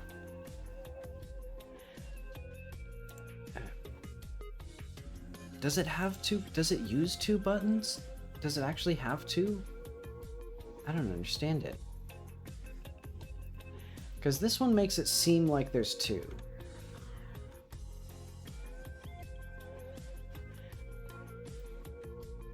Oh, we don't need this. We don't need this yet for...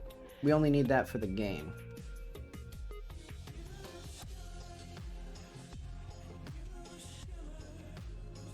Difficulty, live, scoring. I don't need those. I need to figure out what...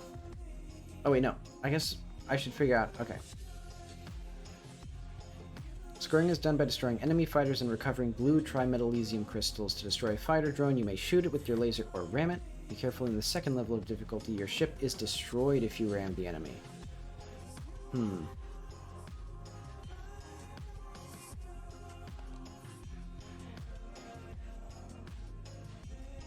Alright, so I guess I was doing the right thing. Just shoot things and get bibbles. Get bibby bobbies. Alright. Let's get back into it then. Activate. So there are game select... Oh wait, we're in practice mode. I want to do the real deal. Okay, now. Feast your ears. Kota Hoshino, eat your heart out on this music. Beautiful sound design, beautiful... I like how it's like incomprehensible what these movements are just... I don't understand like how the... I guess that's just the background there, and then we're just like moving forward. Yeah, I guess... Okay, I guess that makes sense. It felt like we were rotating for some reason. I guess it's because the ground doesn't do anything, so it's just these little sprites that are only reference for like the fact that we are moving.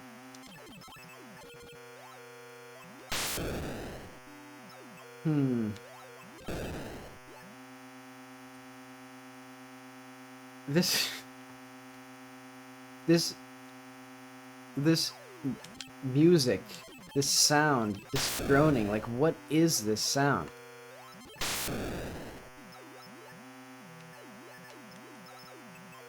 Oh, I see.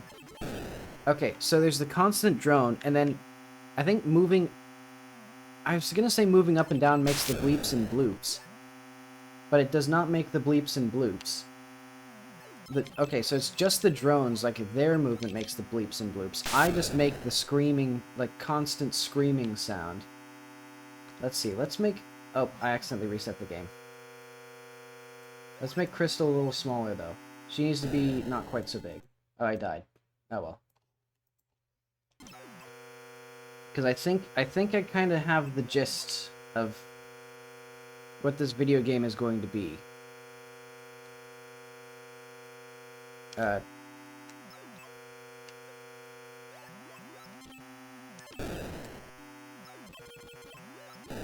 Okay, maybe I should try level 2.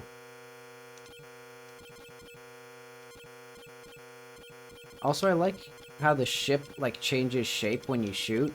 I don't know what... I'll have to carefully go frame by frame. Ah. It's nice when the drones come in, because then the screaming, like, takes a pause as we, like, do things, and they make their little blips and blops. You know, I'm starting to like the blips and blops. I think I prefer those. Alright, but let's do a different game mode. Maybe that's the problem. Okay, so there's 2-player. This is the second level. Okay, so this one's gonna be good. This is where the game really picks up. See, now we go from the circle enemies to the other ones. Weren't there supposed to be, like, crystals that we're picking up? That was the whole point of the crystal, the live crystal reaction. Like, she's... What the fuck is this? Like... Why is there nobody? What were they thinking? Though, admittedly, it is kind of fun to just shoot around. Maybe I should just find, like, a good shmup. And play that instead. Oh. I'm gonna say it probably doesn't get much better than this, but let's do practice mode. Even though I think practice mode is basically just identical to level 1, except you don't have a score. Oh, I still haven't even found any trimetallesium crystals as well. Oh wait, you can be in the ground. I'll just chill here.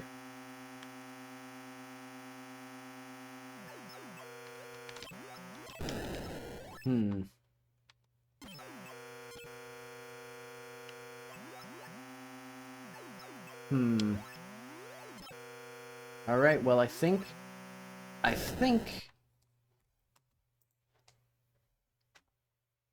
this is another 3 out of 10. I think this one's as bad as E.T. Well, it's less frustrating than E.T., because you can at least play it. It's just a viscerally, like, well...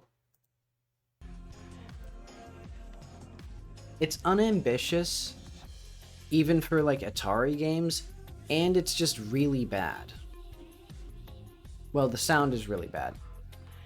I don't know, maybe I'm not giving it enough credit.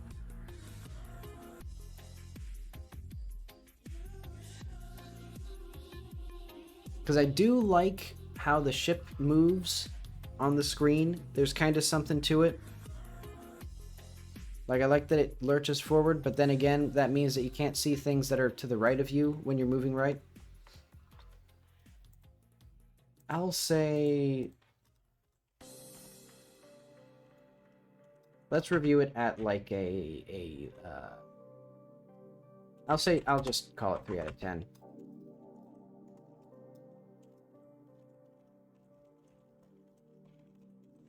Oh yeah, Crystal's still here. She's gone now.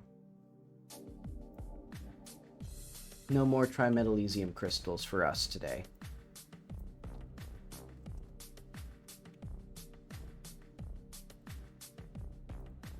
Okay, we're blasting through these. So our next one. Let's open another one. So we have a good one. Oh, I guess we just have 2 good ones left. Let's do Joust.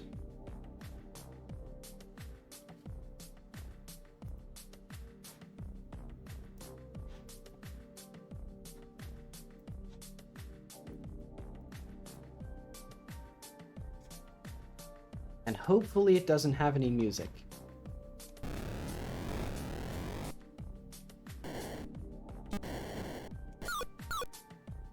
Okay, and I've played a little bit of Joust before. Or like some sort of derivative of it. It's a hard game.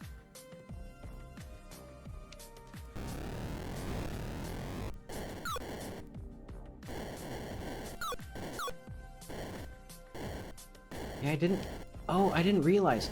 You can only move, like you only get acceleration when you're or on the, in the air. You can't like redirect your movement because you have to flap your wings because you're flying. So there's like a bit of there's just so much heft to this. Like, this ostrich weighs like 5,000 pounds. Okay, there we go. I got one at least. Oh wait, no, you have to do something weird. Yeah, you have to get their, like, soul.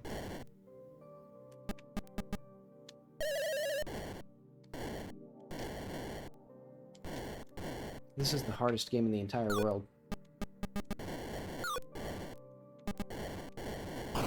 Oh, and it died. Oh wait, I think I'm resetting. I don't understand how to respawn.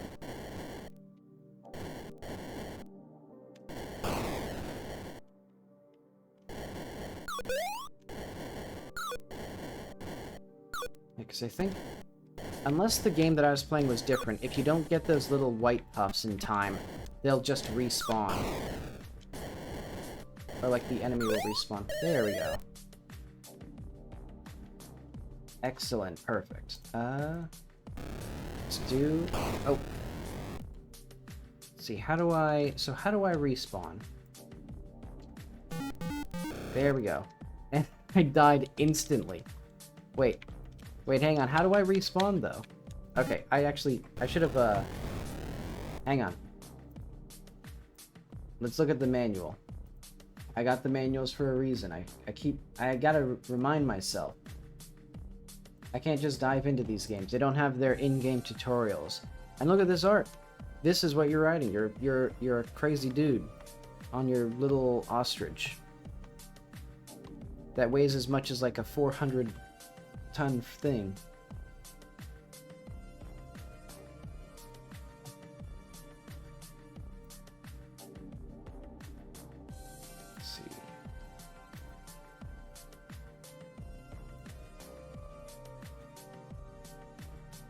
So, okay, knights on birdback, the joust.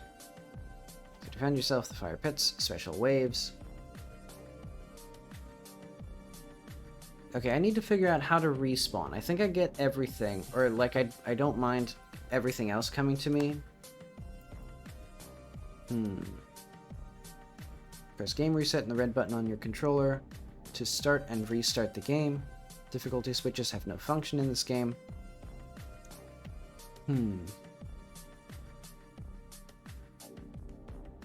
Learn the flight patterns of the buzzard riders. Clear the screen. Collect eggs. Stay away from the blah.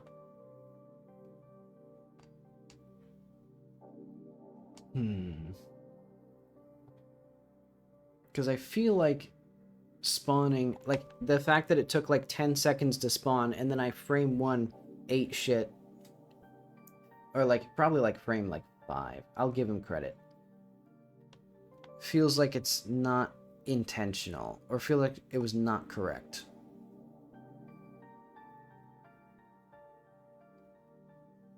When you unseat a buzzard rider in a joust, he and his mount turn into an egg and float ominously around the jousting area. If you grab the egg, it will disappear and you'll score bonus points. If you don't grab the egg, it will eventually hatch into an even more dangerous opponent. When you lose a joust, you'll materialize again on the bottom ledge, if you have any lives remaining. Until you fully materialize, you're protected from attack. Once your bird is moved, however, you become fair game for a joust. Okay, so it takes a little while for the character to rematerialize, but then once you do, you have iframes until you move. So that was my mistake. Okay, that's good to know. Because otherwise the game would have been annoying.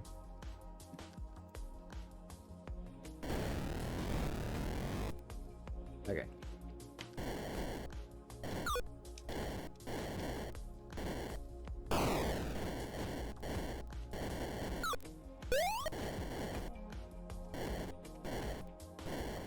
Man, the characters are so heavy. It takes multiple...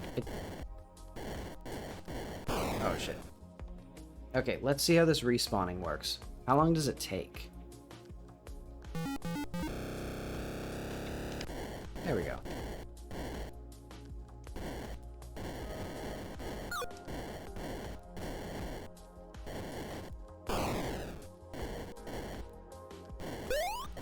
There we go, now I'm a gamer.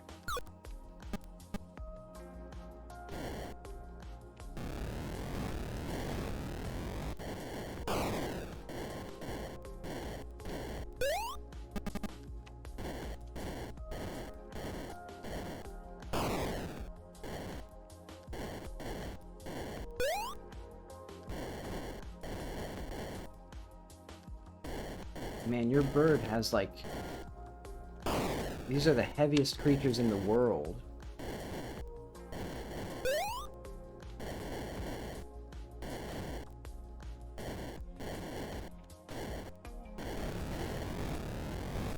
Ooh.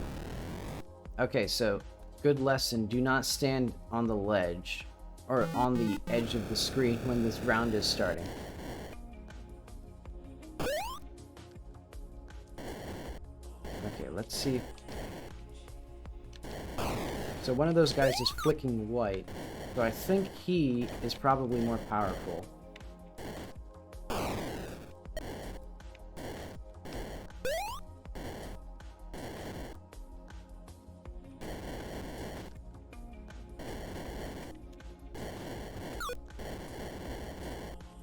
Oh wait, no, okay. Alright, I rock at this game.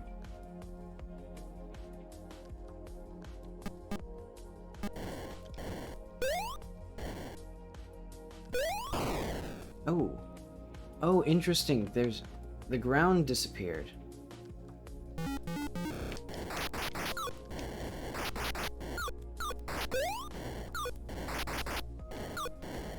Well, these guys are just gonna go back to being normal guys then. But at the very least, it seems like you win if you, like, get into a mostly head-on collision. As long as you're just slightly above them. Like that. There we go.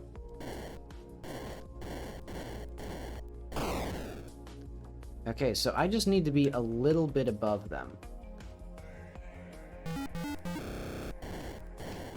And after this, I'll check if there's alternate game modes. And then after that, we'll get into, whatever it is that I was going to do next. Adventure.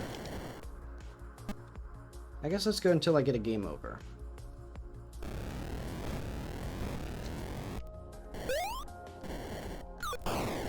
Now I'm gaming.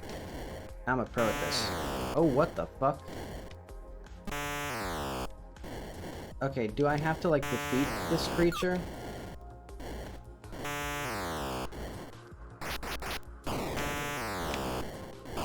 And it was going so well until the screeching creature. Okay.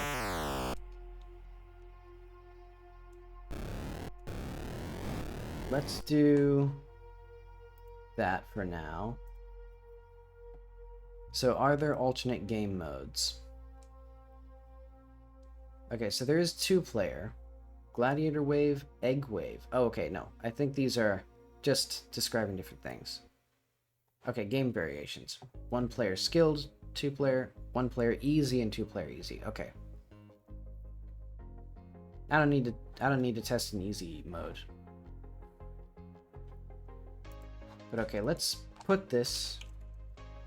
This is the shortest one that I've done so far, but I do think, did I get all the special rounds? Because we got the pterodactyl. Okay. Yeah, because we got survival wave, egg wave, pterodactyl wave.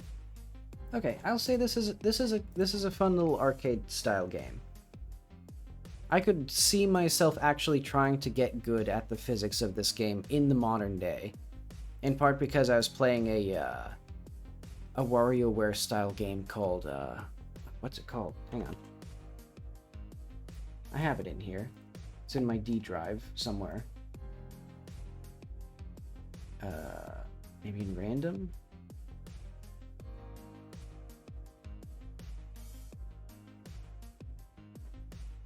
Maybe in indie.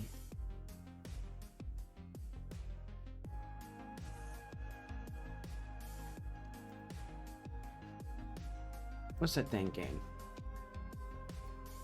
It's by a developer named Oddwarg.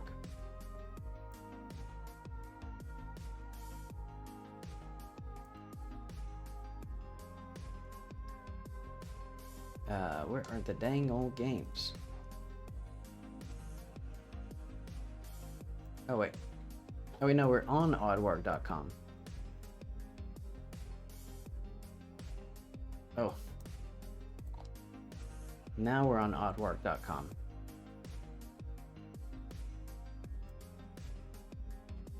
Games, there we go. Super Bogus World, that's what it was. It's sort of a WarioWare style thing, where there's a bunch of mini games, and one of them is basically Joust, and that was the first time I played it. And it was pretty cool. I like Joust. But I will say, I do not care for the screeching pterodactyl.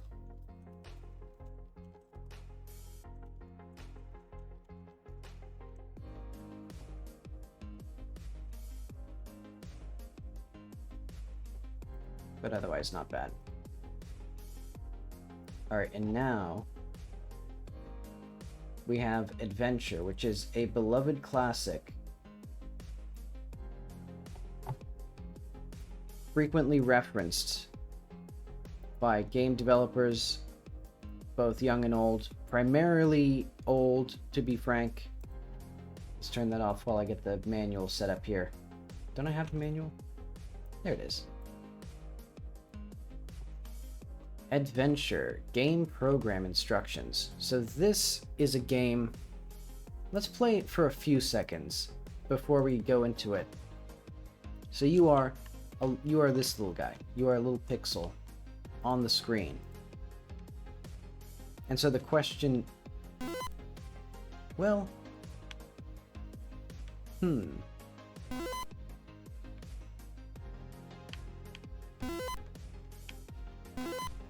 interesting. Well, let's let that be.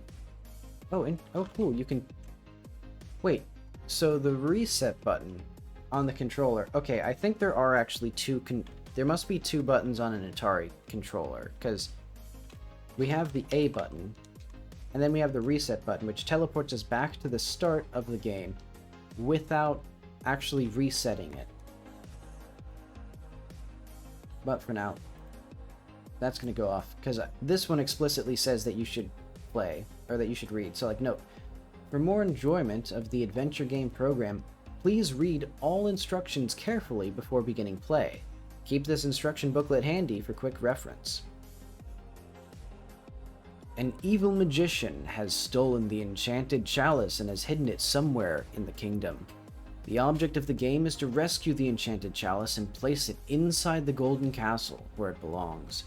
This is no easy task, as the evil magician has created 3 dragons to hinder you in your quest for the golden chalice. There is Yorgol, the yellow dragon, who is just plain mean. There is Grundle, the green dragon, who is mean and ferocious. And then there is Rindle, the red dragon, who is the most ferocious of all. I'm glad there's like a Venn diagram. So like on one side there's Yorgol, because he's mean. Then on the other side there's Rindle. And then in the center, you know, Rindle is the ferocious one. And then Grundle in the center of the Venn diagram, because he's mean and ferocious. So I think he's the most scary.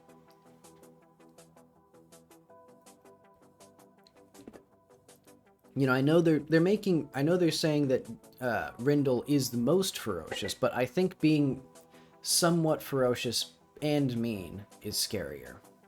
Oh, Rindle is also the fastest dragon and is the most difficult to outmaneuver, so never mind, he is the scariest.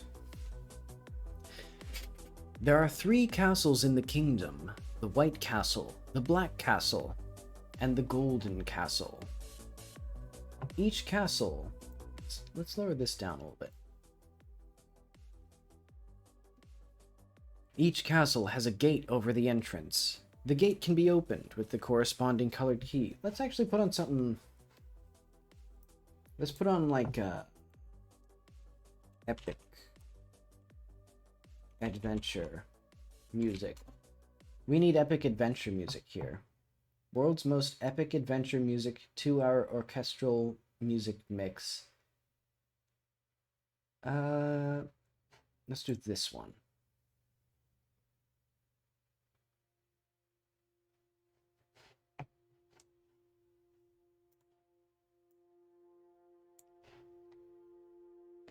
The castles are separated by rooms, pathways, and labyrinths. Common to all the skill levels is the blue labyrinth, through which you must find your way to the Black Castle. Skill levels 2 and 3 have a more complicated kingdom. See skill levels section. I wonder if I should do the high level or low level. But okay. You can move in any of the 8 directions with the joystick in that direction. See diagram. Phew. I was worried that I didn't know which direction right would move us. Well, I guess it's not necessarily guaranteed, but each area shown on your television screen will have 1 or more barriers or walls through which you cannot pass. There are 1 or more openings. To move from one area to an adjacent area, move off the television screen through one of the openings. The adjacent area will be shown on your television screen. It's interesting, because I guess this is, like, the time period where that was, like, a new idea. Or, like, where this had to be explained, because E.T. sort of had it. Kind of had it. Actually, when did the... Oh, wait, this came out in 1980. This came out 3 years before E.T. What the hell is E.T. doing? But oh well. Scattered throughout the kingdom are certain objects to help you in your search for the enchanted chalice. To pick up an object, all that is necessary is to touch it. You will hear a sound that will notify you that you have the object in tow. To drop the object, press the red controller button. You will hear a different sound that will tell you that the object has been released. Wait, so the red controller button is to reset the game and to drop the button. I think it explicitly said the red controller button up here, didn't it? Somewhere in here. Oh well. So we can depress the game select switch to begin play. Press the game reset switch. If you get eaten by one of the dragons, do not despair. Just press the game reset switch and you will be reincarnated and placed back in front of the Golden Castle. Unfortunately, any dragons you may have slain will also be reincarnated. If you were carrying any object with you, it will remain where it was. Ah, okay, that's what I was doing. It's just a respawn button. And you have to go all the way back. So there's just the run back. So this is Dark Souls, to be clear. Because you don't lose anything when you die, except the enemies respawn.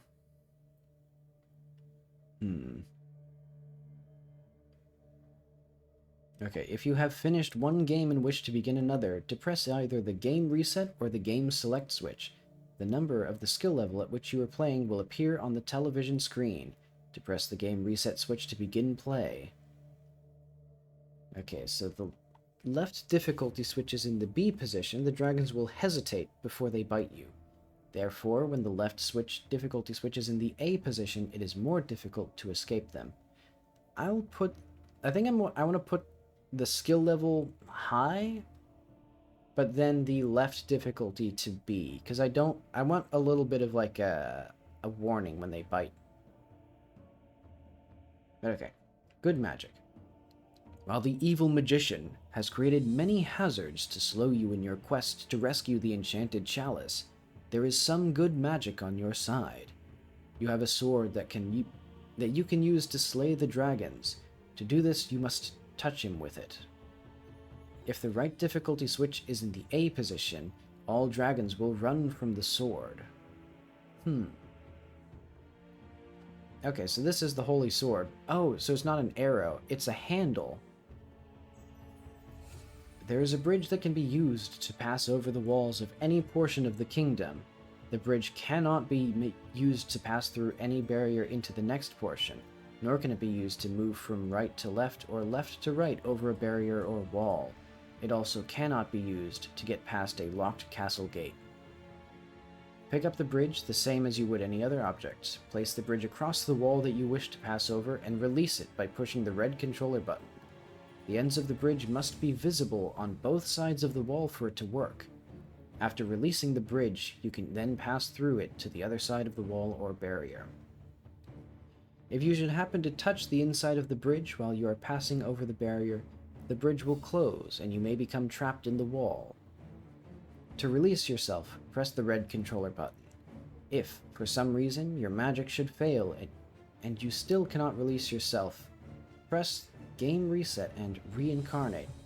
Actually, while we're doing this gets bumped down to 2.5 because Star Fox for Atari does suck, but this is worse.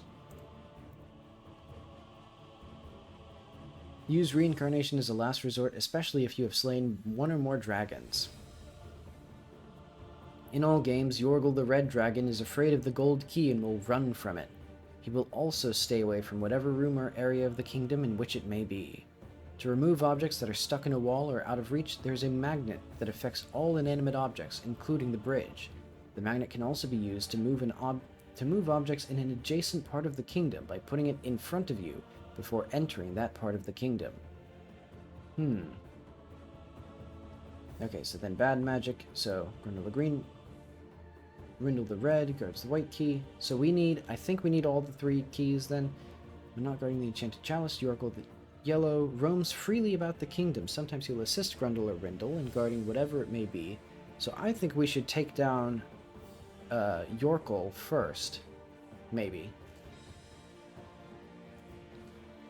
See, this is basically Breath of the Wild. We can do anything in any order. Okay, good or bad, so we can catch the black bat and carry it, and whatever the black bat may be carrying. However, sometimes the black bat will escape, usually at the most inopportune times. There are 4 or more objects in your area of the kingdom. Your magic may or may not work. Now, if there are 4 or more objects in your area of the kingdom, your magic may or may not work. Sometimes you can slay a dragon, sometimes you can't. However, it is easier to avoid being swallowed by a dragon. This feels like it's like a bug. Like if there's 4 objects, the game just lags and like it drops input and it's like, ooh, the evil magic is interfering. If you have slain a dragon and he is blocking your path so you cannot get through, you can use this to your advantage by placing 1 or 2 objects in the same area and then move through the slain dragon. Sometimes the black bat can be used to your advantage by getting it to swap for an object you may need that may be stuck in a wall. A lot of this manual feels like it's basically explaining bugs, or like explaining how to work around bugs of like stuff getting stuck in the wall. But okay. Level 1 skill level. Let's see what these actually do. So when you depress the game reset switch to begin to play, you will see the key to the golden castle. Unlock the castle and enter. You'll find the sword. The key to the black castle is being guarded by Grindel the green. Yorgel the yellow is roaming free, and may or may not be guarding the enchanted chalice, which is hidden with the magnet inside the black castle. And then, this kingdom is much larger than level 1. There are catacombs which you can only see, or which you can see only part way. The key to the golden castle is hidden there. You must pass through the catacombs to reach the white castle. The key to the white castle is hidden in the blue labyrinth. Inside the white castle is the red dungeon. There is a secret room in the red dungeon. This feels like substantially different. Oh wait, but okay.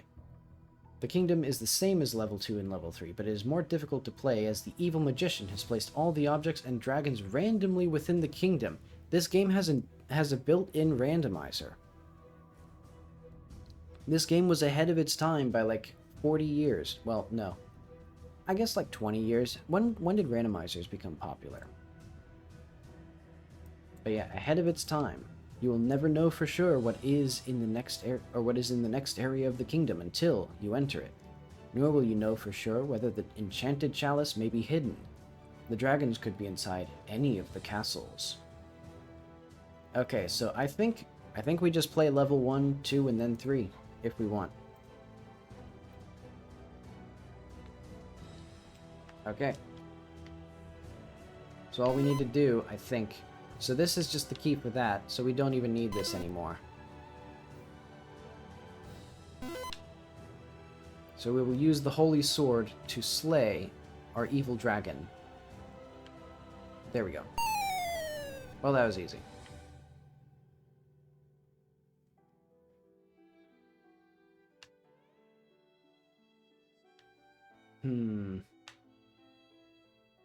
So now we're in the blue Oh yeah, the blue labyrinth. Just as the prophecy foretold. My prophecy. Hey, look, there's the bridge. Is the bridge really that big? I mean, I guess it makes sense. I thought it was going to be like a little object that you just place. Hang on.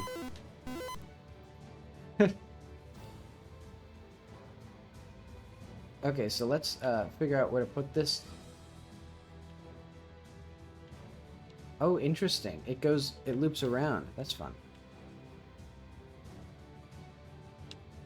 Okay, but I think we need the bridge probably somewhere else. Let's go this way and see if it's necessary. Okay, so this wall, some sort of evil mystical barrier. Oh, uh-oh. I'll just leave that here for now. Well, yeah, let's get the sword and let's take care of this guy.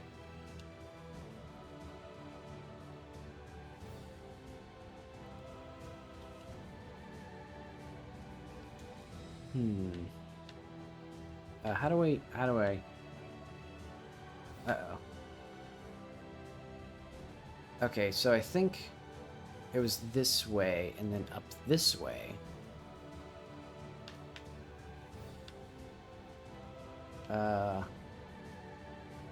I guess not. I guess we go down. Oh, okay, I see. Look at me go, I actually figured out a maze.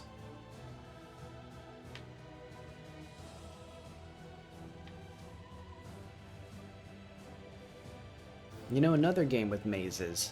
Yume Nikki. So I think this game is a Yume Nikki-like. There we go. Okay, so now we have the mysterious black key. So I think we need to go up into the labyrinth. Wait, is this? No, that's the gold carry, or the gold world. Okay, so we need to, I think go this way. No.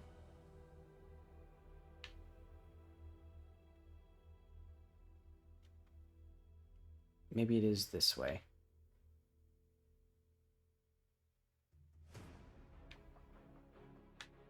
Okay, let's try to spatially reason about this.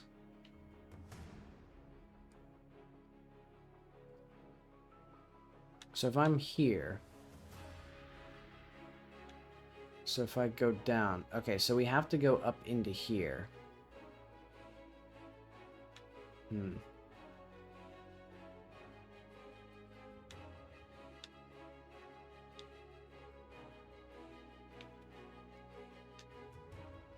Ah, there we are.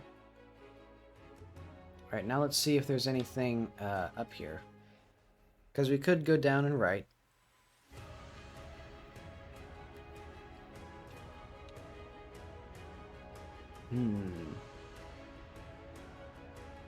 There we are. Oh, why is the key doing that? Oh. Got the chalice. Alright, now we just book it back to the gold castle. Wait, what happened to Rufus the Red? Where did he go? Is he not in this one? Maybe he's in the... Maybe he's in part 2. Or difficulty level 2. Okay, so I think I'll just go the way that I'm supposed to go, which is back down here, back this way.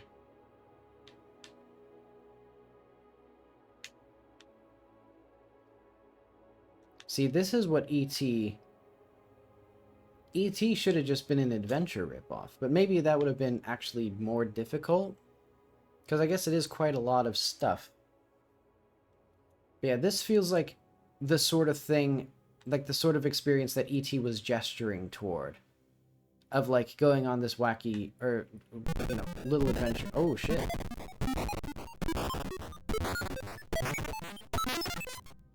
I didn't expect things that actually look kind of cool in these games.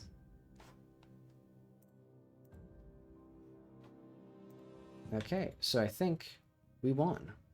So let's do that. Oh, right. The dastardly bat. Oh, he's stolen our key.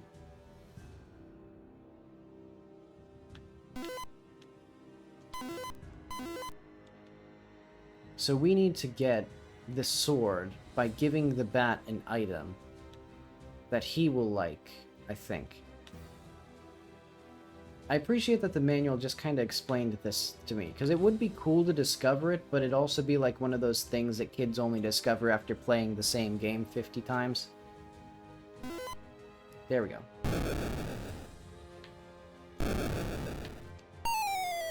Oh, I was getting hurt.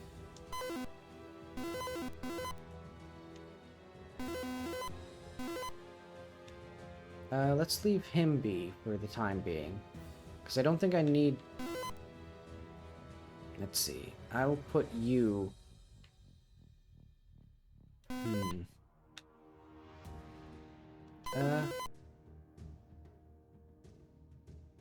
not sure. I'll let the bat keep track of that sword for me. Because I think we don't need to come up here. I don't think there's anything else up in this labyrinth.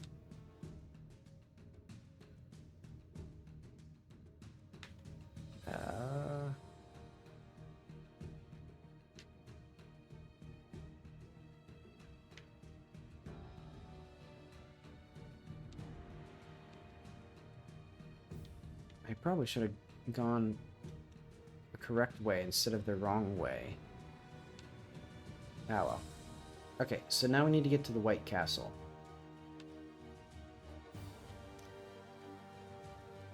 Speaking of, eventually I want to learn how to make... Well, I guess I do know how to make White Castle sliders. So, yeah, speaking of the concept of White Castles, I want to get burgers. I want to get, like, terrible fast food. What the hell is this? Oh, another sword. Interesting. And just a horrendous flashing. Because, yeah, now we have a labyrinth in the dark. Oh, okay. So we have the bridge, which I think... Was it ever actually needed? I think it might just be... Oh, it gave me a key. Do I actually need the key for the cat? Oh, I guess I do need this eventually. So I should probably just go up to the gold castle and plug this in now. So then we have that just done. There we go. And we'll leave the keys inside, so if we get locked out, we're locked out for good. We'll have to call the locksmith. Okay, back to here. Oh yeah, back to White Castle. Yeah, apparently they just put the buns on the raw beef patty and just steam it over onions. So it should be pretty easy to make them. Because they're just tasty. They're just tasty little morsels, but I don't want to have a bunch of microwavable White Castles lying around the house. Because it feels just not respectable, you know? But there's no White Castles near me. There's no White Castles near anyone. It's like in Ohio. Or in, Chicago, basically.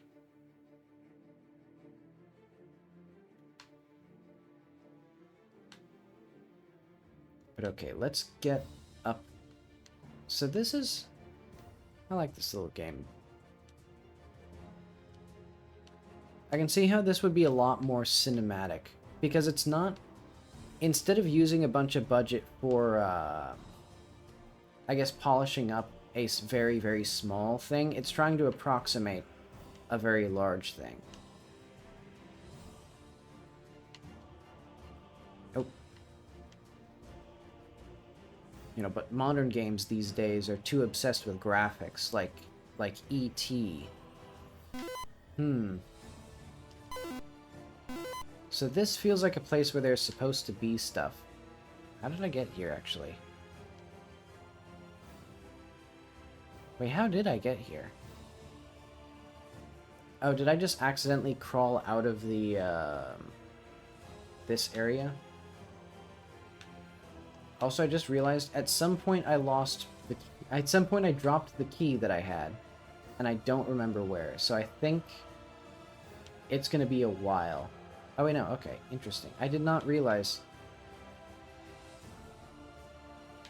What did I not realize? I don't even get what I'm realizing here.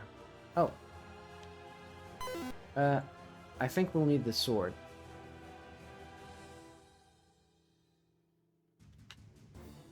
But we'll need the key, which I've conveniently left God knows where.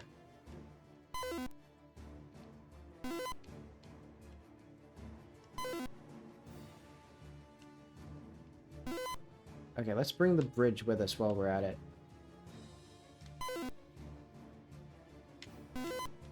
Oh, you're... weird. Oh, hang on. Well, so much for the bridge. We'll just have to figure out where the fuck the, Get back here. Ah, whatever.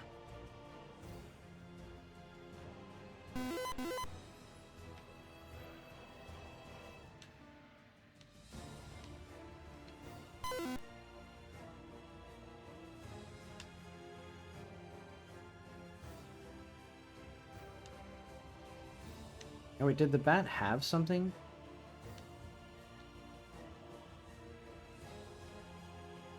Yeah, we need to navigate up to this dastardly thing.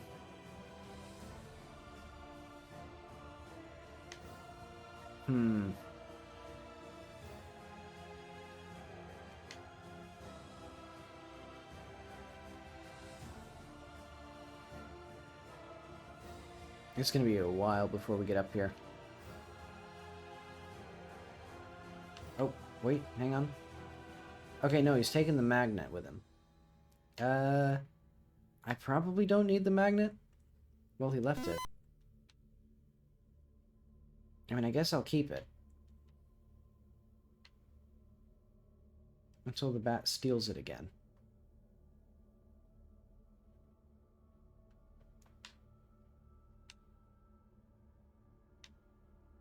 Oh, and after this, I need to go back through the maze. Turn off the dead dragon again. Oh, wait, no, that's a circle.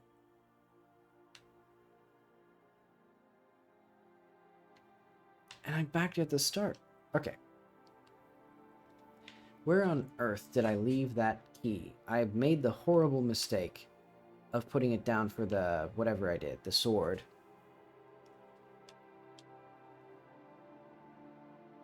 So we are going to be in here for a while. Because maybe the magnet can attract it. Huh. Weird.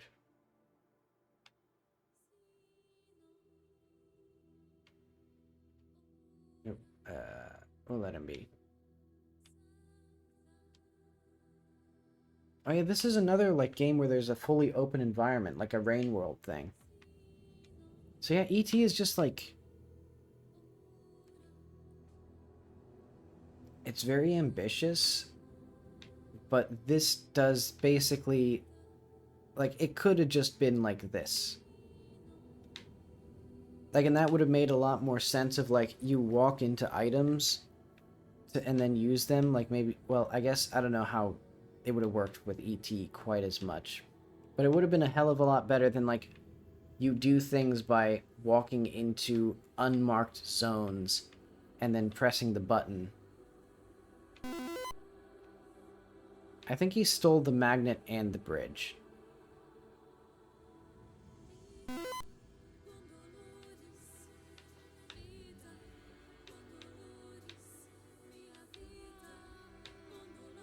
And also, I'm trying to run away from him because it causes, like, horrific strobing every time that he's here.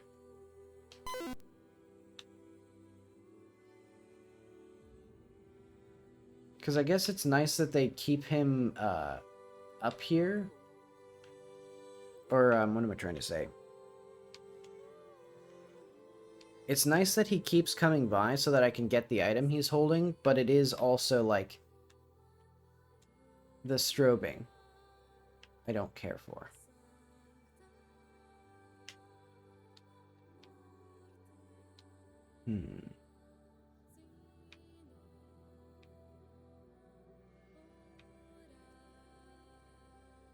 Weird.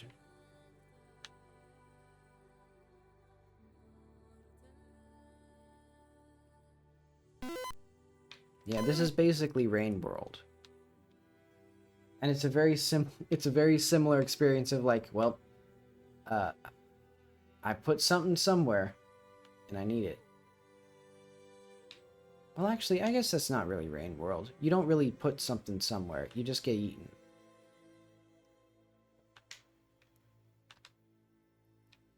Okay, but let's try... Maybe let's try, like, counterclockwise or, like... Okay, let's try, like, doing, like, clockwise motions.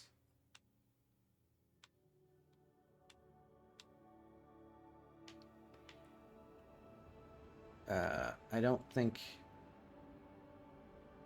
I don't understand where I am.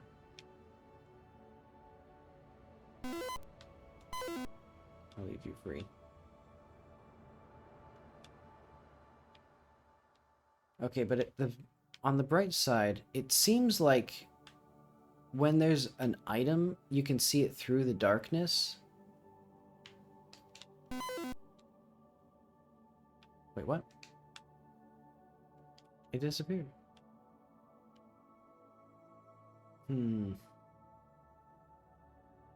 I think... You know what? I think it would be easier if I just restarted this, or, oh wait, I have to, like, completely...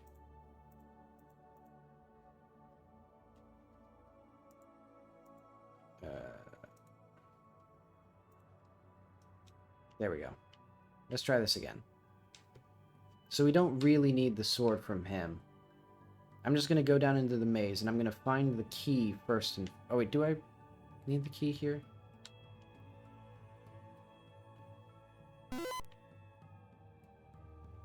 Let's put a bunch of stuff in, like, convenient spots for me. So that way the bat can pick up all of it and fuck it all up.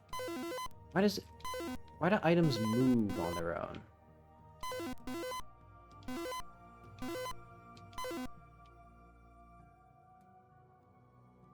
What does that mean?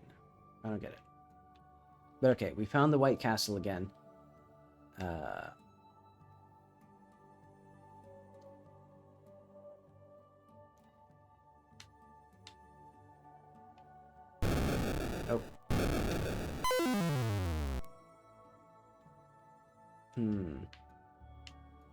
Oh, right, I have to do that. Okay, so maybe we should get the sword, because the dragon's gonna come, or Yorgle the Yellow. Okay, so let's get the bat. We'll keep him around with us as a little buddy. Is there anything in here? I guess, was this where the white key was?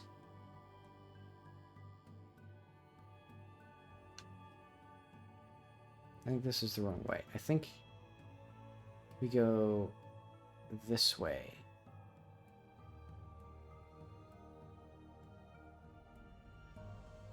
There we go.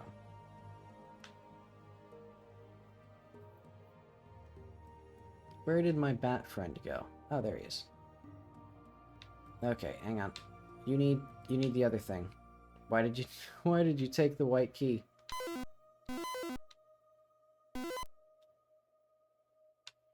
Oh. Well, never mind. That was convenient. Happy accidents. There we go. So hopefully I can get this back to the White Castle without the bat fucking it up.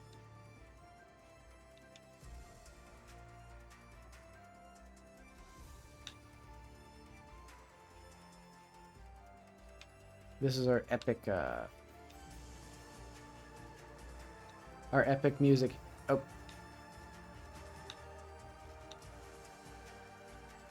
Am I in the right? Okay, I am.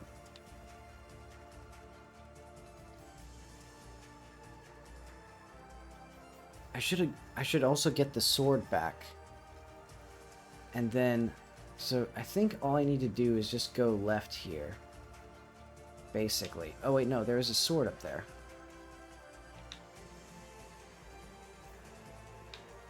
Oh wait, no, that's, okay, that's the golden key.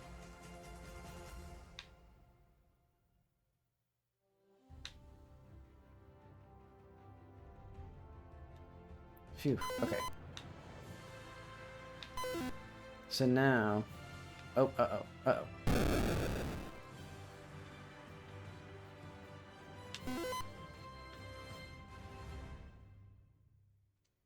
Okay.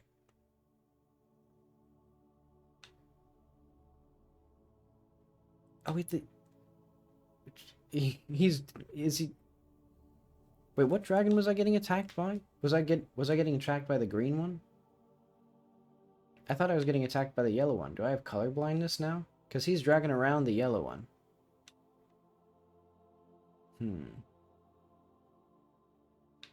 Let's get the sword.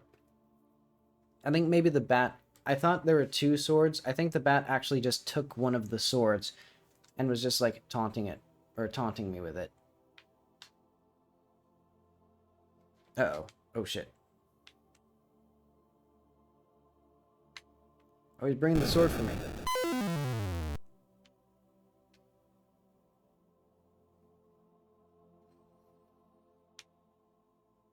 Did I kill the wrong dragon?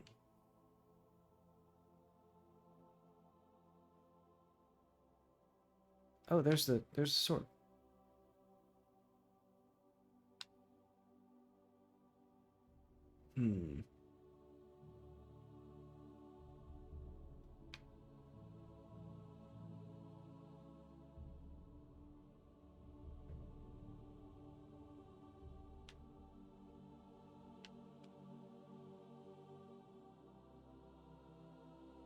So we need to go...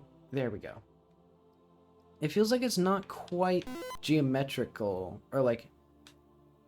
The space isn't quite true.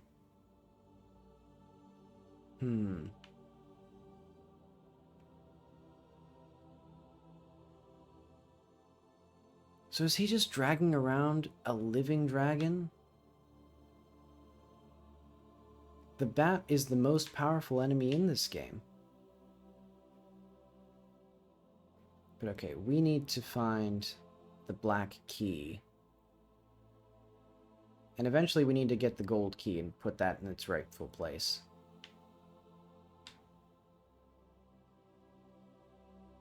Wait, we go down this way?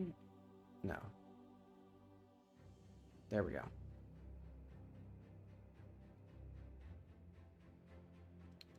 Because I think now that we have this, we can go into the White Castle.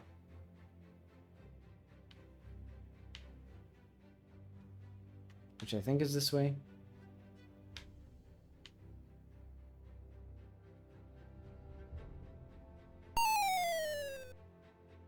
I'm confused. Did the dragons come back to... Did the dragon... Oh, right, the dragons respawn when you kill them. Or when you die. I forgot that whole thing. Okay. So the yellow dragon is active, but is currently incapacitated by the bats. And now the green dragon's dead. Again, I think.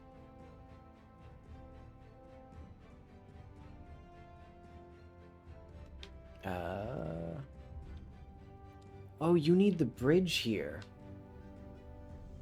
Is it still down? Is it where I left it, or did the bat fuck that up too? No, the bat actually didn't fuck it up. Good. Oh, and I just realized why this moves. There's a magnet here. Obviously it moves.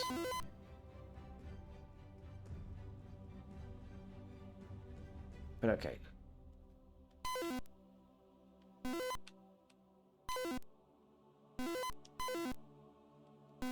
There we go.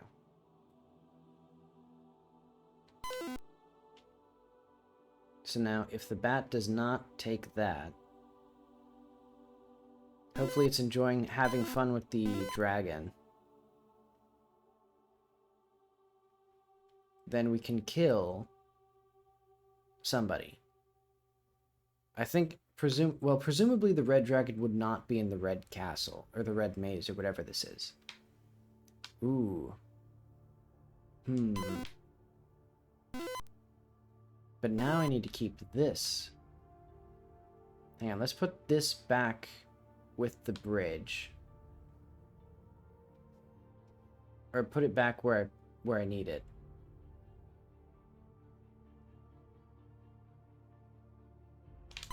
Easy remembering.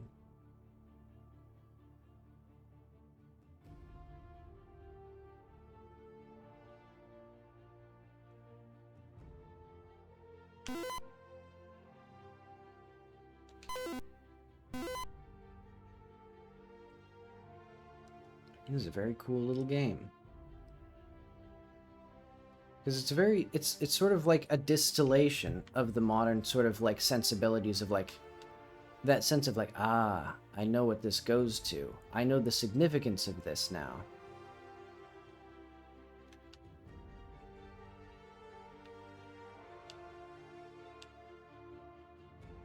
Okay, and eventually we do also need that gold key. Oh, fuck you.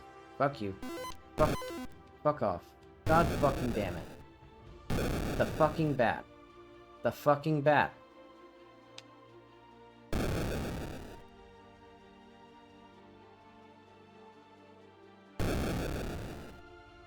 Where did I put that damn sword?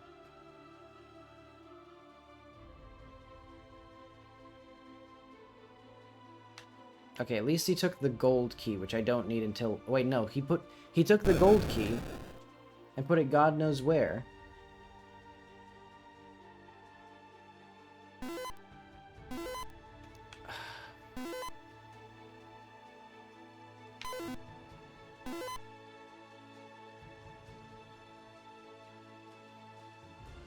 The bat is the greatest threat in this entire game.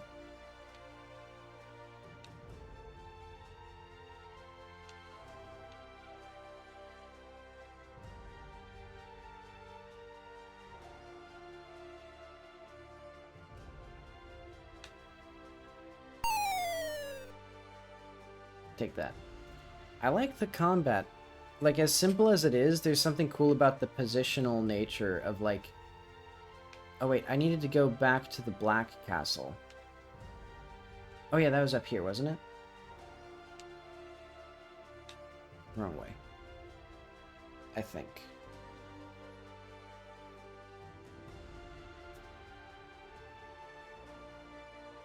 I can't believe it's only been 2.5 hours.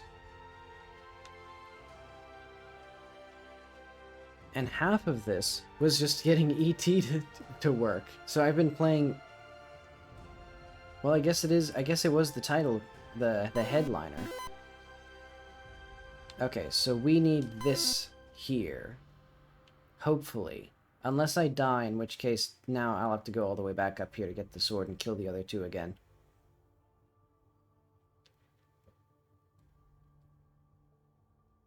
And all I need is that black key, which the bat has kindly put God knows where in that catacombs. Admittedly, I like the bat as a gameplay concept, though. He is a funny little guy. He's a devious little bastard, and I despise him. And I think that's very much the point of him, of like, just the player has a plan, and they could just walk from A to B, but then the bat just comes in and just completely fucks it up. And with enough skill and dexterity and planning, you can avoid the bat. Probably. Most of the time.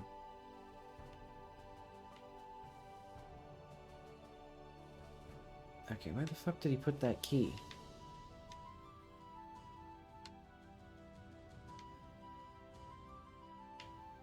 Back at the start again.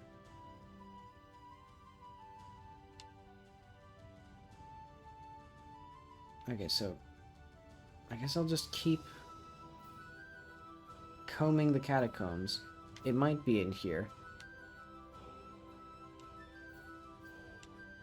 No, it's gonna lead me in a circle. This goes up to the start again? Yeah.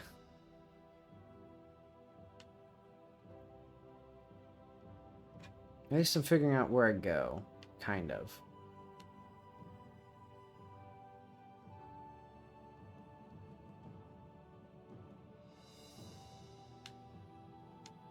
I will say it's funny to see the classic, like, hold left and then it, like, goes into the wall for one frame and then back out. Because nowadays, the solution is to just check where you're gonna go before you go. But I guess it is actually, I guess it is useful, now that I think about it, for indicating, since they can't really, well, have, like, a pressed to the wall indicator. Well, I guess they could. They could have him flush to the wall.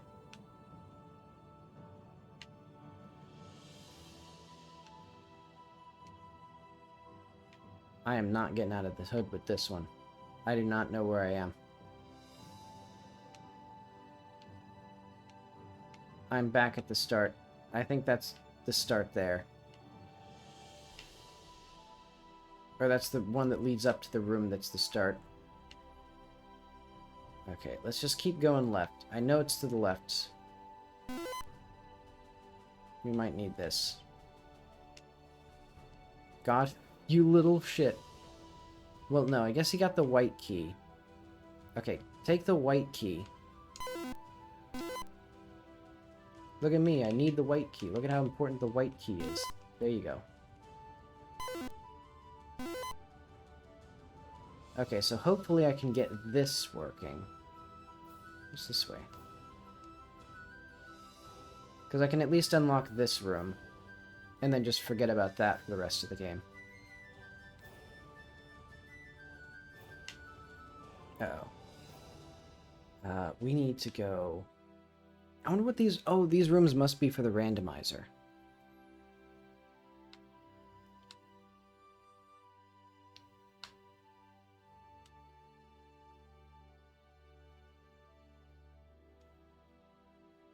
Okay. So eventually we'll come back here.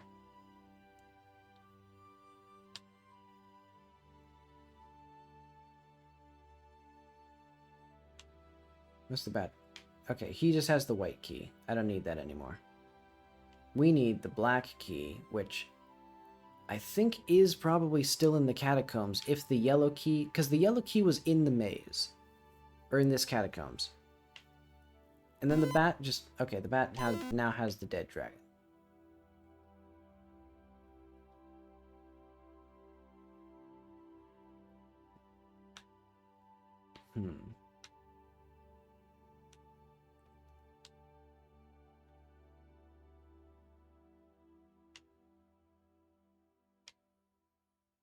I don't... I was thinking if I should draw a map, but then I realized that would provide so little value because the bat can just put anything anywhere.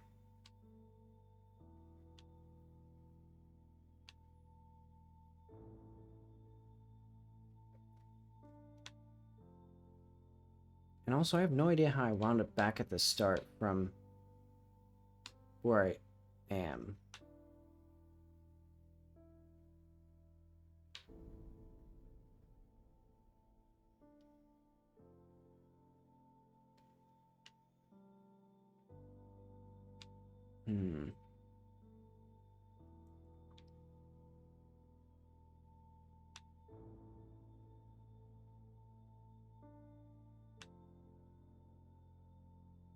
Let's check the red... Let's check around this red maze again. Oh, right, I do need to be up here for the bridge to work.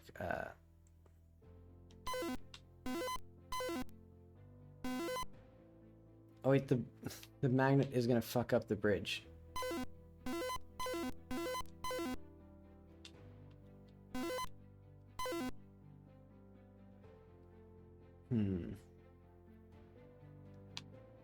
So is there anything... Did he leave it in here?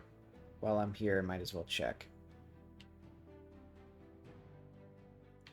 And hopefully he doesn't take the sword while I'm not looking.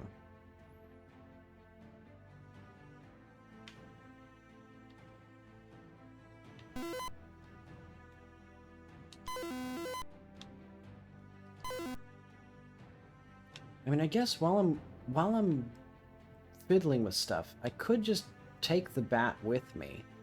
Because I forgot that I can grab the bat and just keep him around. But then I have that horrendous strobing all the time. Oh wait, no, I need to go this way. Okay. Back to the catacombs, because I'm pretty sure that's where the key is. Maybe not. I'll double check out here, because that'd be easier.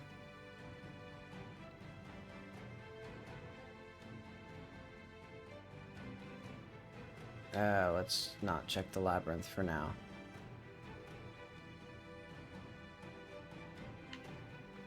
We should do the wishful thinking before we do the hard things.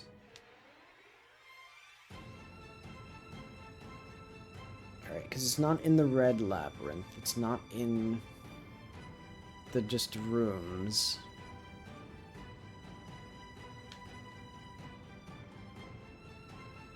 So now... Is it anywhere in here?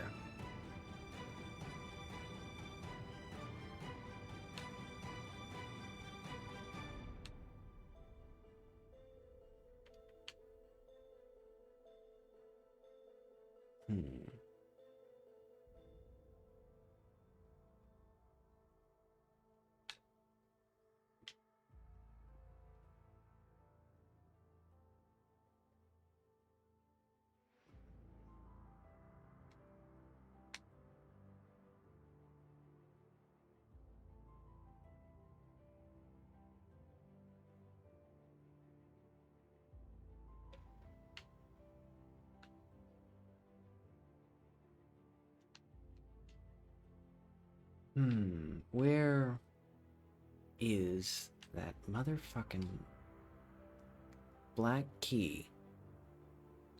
Yeah, I should have just grabbed the bat the whole time and held him anytime I wasn't holding an item, even with the strobing.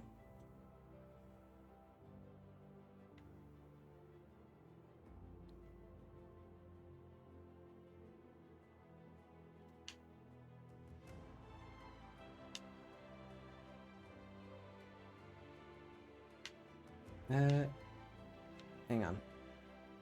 Let's get him... Oh wait, no, he disappeared. Okay. He'll be back. He always comes back at like the worst possible times.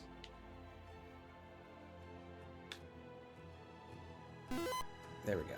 And now, because we have the bat and the dragon, it'll cause the worst possible strobing. Because I think the dragon counts as 2 items.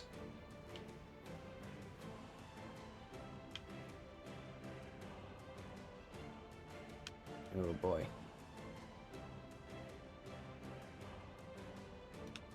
This is the this is ooh, he got it. He's my little buddy, actually. You know what? The bat is pretty good. So now we just need something that he will like instead of that. Would you like a delicious... There you go. You can have that. And hopefully, we can pray that he will not steal this key from us again. But next time I'll just steal him and I'll use him as a little guide. Wrong place. Okay, there we go. So we need to destroy this evil dragon. And then bring the chalice back. And then we will vanquish our true enemy, the bats. I'll leave that there, just for convenience to me. I should probably have the magnet up here, and the bridge. And I just realized, okay, so if you put an object in a wall, and in the catacombs, so like, okay, so that stays, but if you leave it in the wall, it doesn't. Dastardly.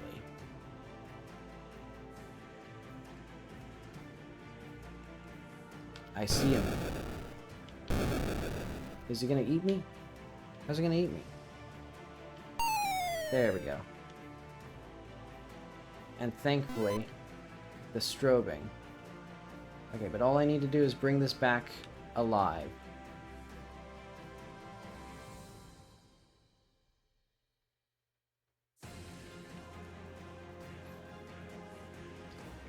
Whew.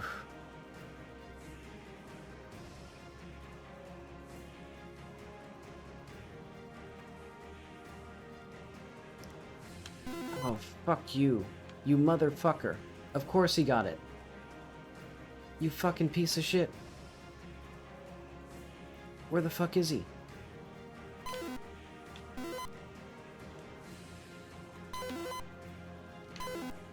Can I like get him to come to me?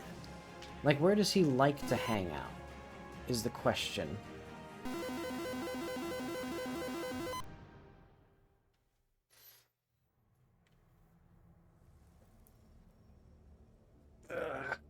Oh. Whew. Okay. So if I keep an item with me, I think he just likes to come up to me and swap items.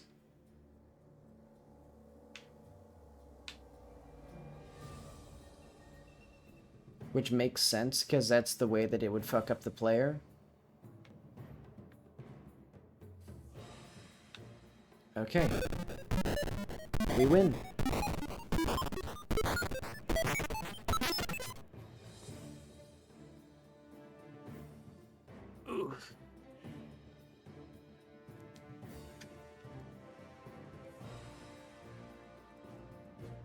Victory. Alright.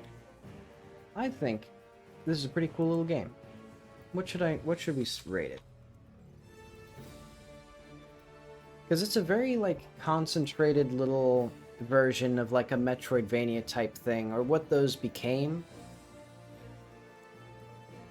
You know, because the game that comes to mind is, like, The Outer Wilds, where it's, like, you know, just having that moment of, like, aha, this is the key to the lock. This is the thing that we need. But I like the bat. The bat is a very interesting thing, and I think a more constrained version of the bat, maybe, so that he doesn't, like, put things in walls. But it is very interesting to just have that element of randomness of, like the worst possible thing that can happen to you is a guy steals your item and just puts it somewhere else. So I'll say, you know what, let's put it, it's another 9 out of 10. So, and last, and most definitely, most absolutely not least, let's extract this.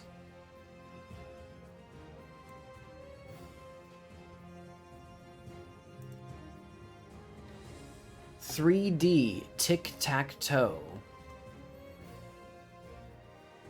Greatest game of the Atari. Because it's tic-tac-toe, but in 3D. And the reason I put this on the list is because if we go to the bottom, there's difficulty levels that you can do. And it gives estimates for the amount of time it takes the computer to make a move. So, like, at the first difficulty level, half a second, then 3 seconds, then a minute, 3 minutes, 10 minutes, 20 minutes. So, at the highest difficulty of tic-tac-toe, it takes You have to wait 20 minutes for the computer to make a move. And that is so funny to me. This was a video game you could buy for the Atari, where you do one move of a... Admittedly, it is cool to have 3D tic-tac-toe, but then you just wait 20 minutes.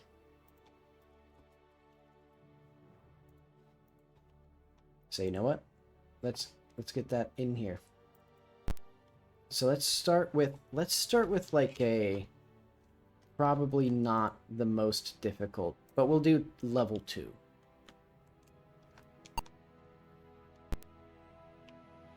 So how do I go down?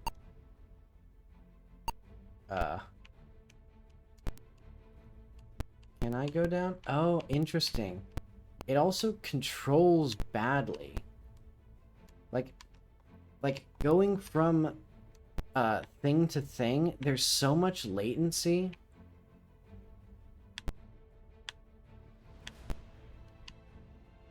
Oh my god. Alright, so he's going down too. So actually, I have a good idea. I'm gonna rain on his parade. There we go. Because he cannot get... Take your time, computer. I'm pressing the analog stick like 3 times for each input. This game is like chugging. It is on the verge of death.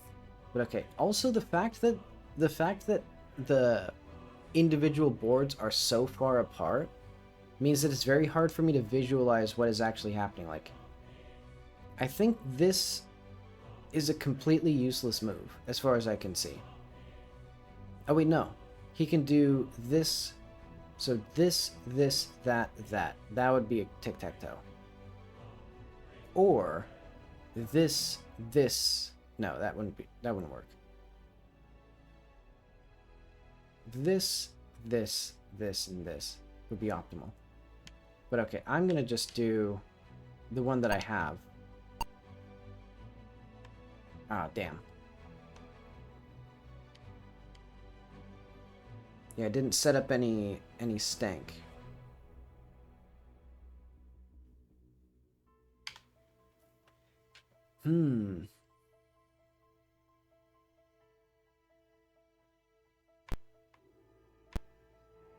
Yeah, that's an issue, because I basically have no good options. Because if I want to cancel out this move to keep him from moving... Well, no, I wouldn't go here. I would go up to here.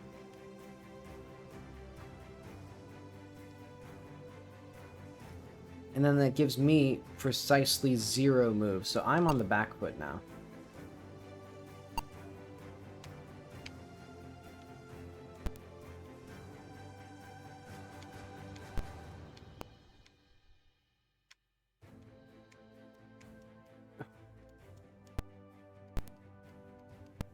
Can you hear how many times I press the analog stick?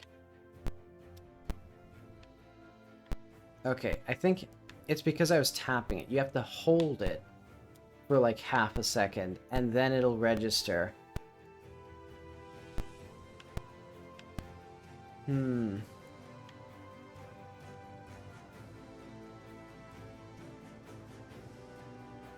Okay, so what is his plan with this one? Okay, I see. He's trying to go for like this, and that. Do I have literally anything I can do? I could start from here to mess up his move.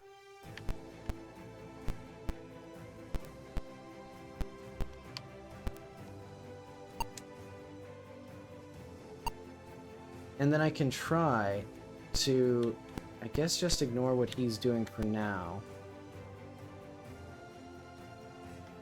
I need, like, 2 different things that I can plan on, though.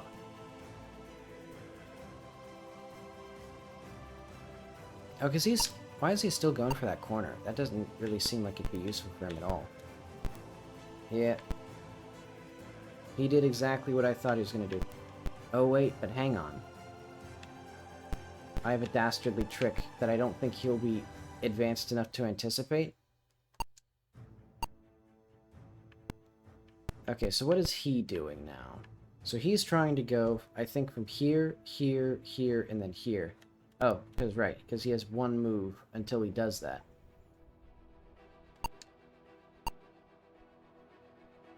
Okay, so this... Oh. He got me. He beat me. Level 2 AI beat me. 3 seconds per move.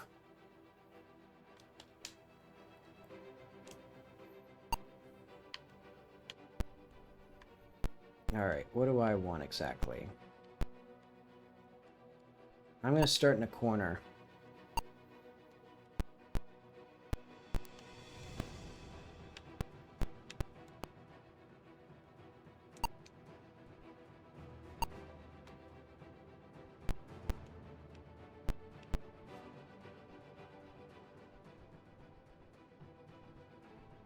Oh wait, I fucked up my move.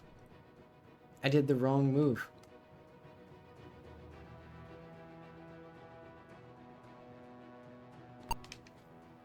Damn it. Oh well. Okay, so what is his plan here? He's trying to do...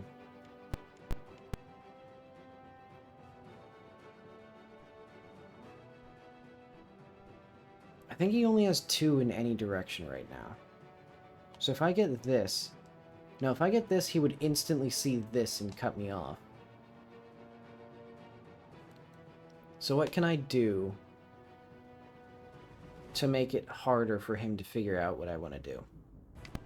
I guess I could put something here, and then put one here, and then make that a double, like, make that the trade. Or, like, the like, trap.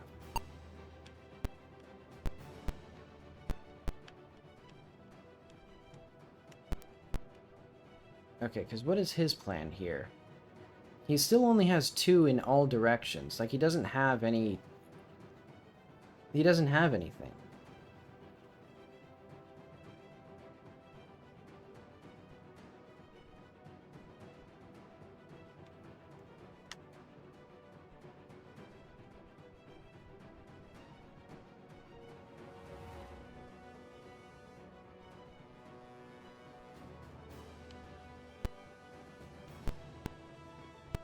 And I've just realized he won't... He'll be able to get both of these predicted. I know what he's trying to do. He's trying to get me... Or he's trying to get some sort of, like, double... Yeah, because if he puts one... Where could he put one to make, like, 2, 3 rows? So if it goes here, here, here, and here, I would lose. And if he goes here... So for any position, he currently needs to do 2 moves. But he does have multiple 2 moves available. So I need to keep an eye out for probably this one.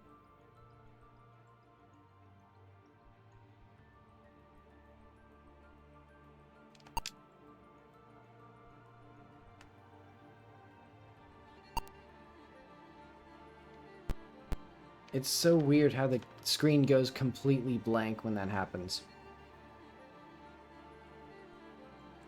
And this does sadly put me in a still precarious position. Because if I just do this...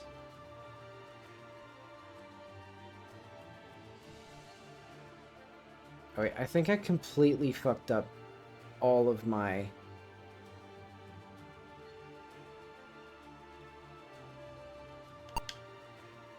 Oh well, whatever.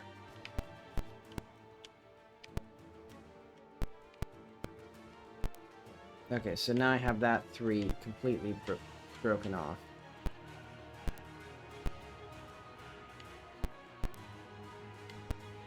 Oh shit, he has this one though.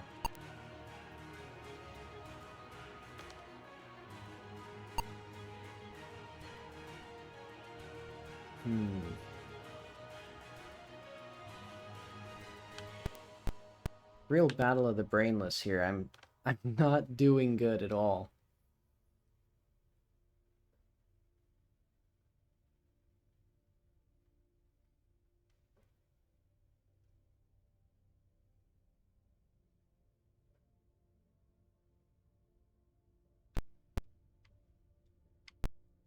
Hmm.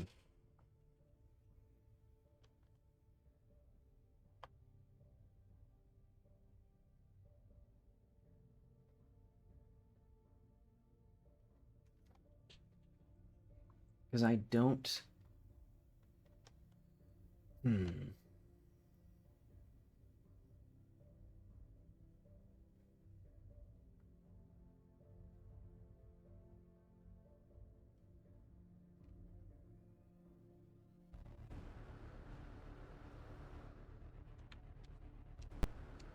I just need to start setting up, like, 50-50s, basically. I think I can't focus too much on what he's doing. Well, maybe I should, but... 1, 2, 2, 1, 2... So I think, yeah, I think he's definitely trying to aim for, like, having a huge number of trade-offs. Okay, but as long as he doesn't put a piece here, I've basically won in, like, 2 moves or whatever. God fuck. Well, he used those 3 seconds wisely.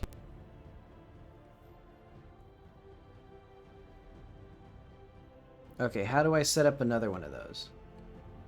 Because we don't have this anymore. And we don't have... I guess I could do... If I put something right here...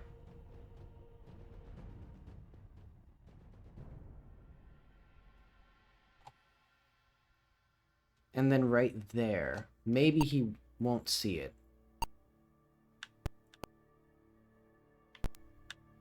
Hmm.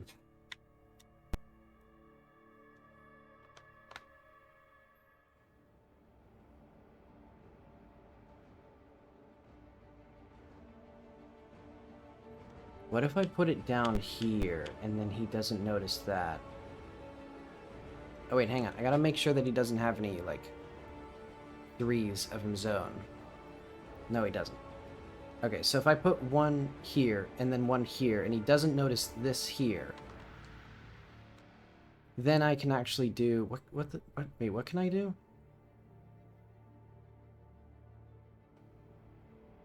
What is even my plan here?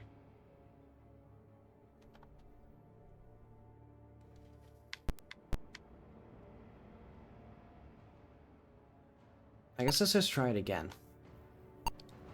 Nope, he's too smart for me.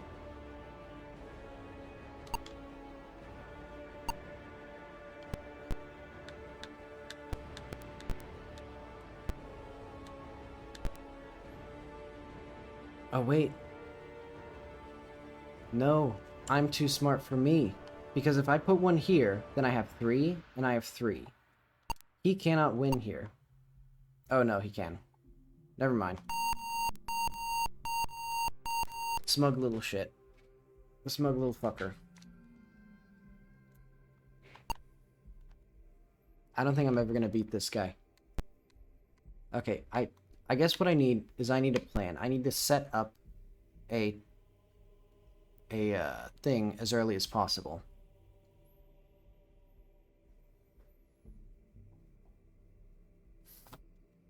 So let's rain on his parade with this.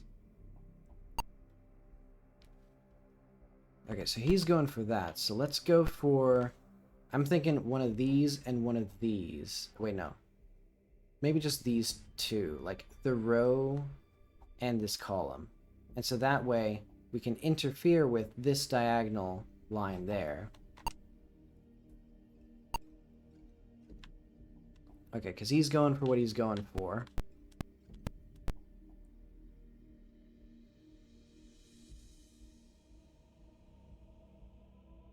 Oh, wait, no, this is the one.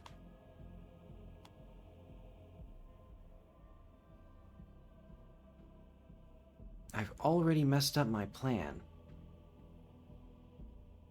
Because I actually need the intersection point between them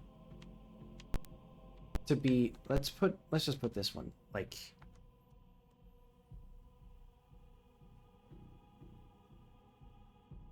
here.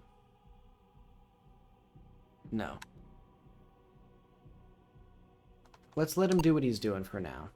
Because I see what he's planning.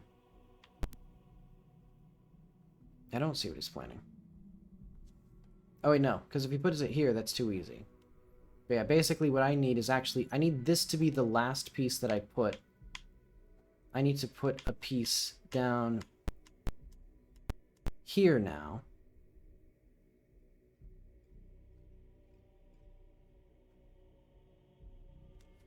Because then what that will do is the second I put this piece here, as long as he doesn't put it there, he did. He knew. He knew my plan. Because I was going to try to put, because if I put this piece here, then it would have been 3 and 3. Yeah, he's too smart for me. I need to think even further ahead somehow.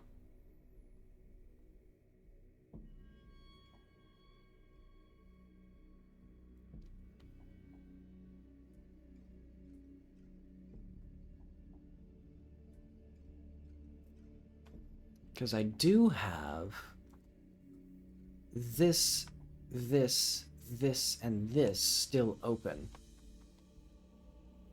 So how do we make it so that that will work? Because I think it would be... Oh, wait. Because I also have this. So if I put it at the top here...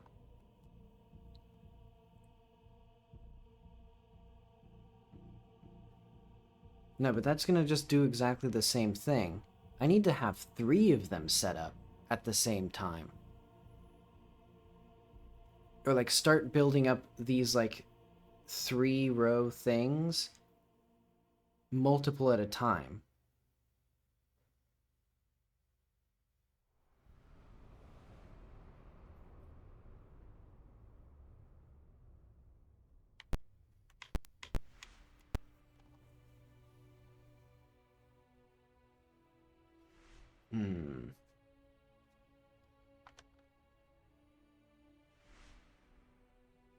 So what can I do now?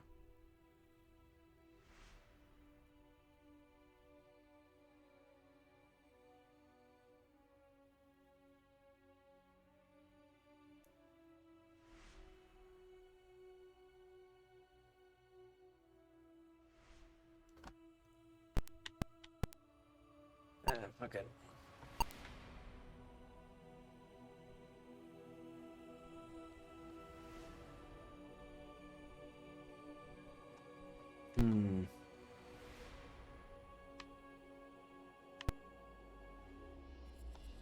So if I put this here, I will get nothing else of value, but I don't think he'll actually have anything either. He does still have this open. So I need to start thinking of like, okay, how do we beat that and set up something that's actually going to be useful for me? I guess I can start this, so that way, like, I can have, this diagonal... Well, no, this isn't going to do anything for me otherwise. Because the only other thing that I have, or the only other option to prevent that, is this one.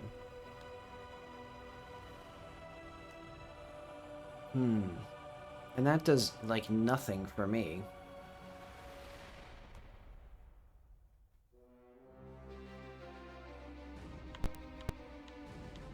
I guess this, at least, puts me on this board.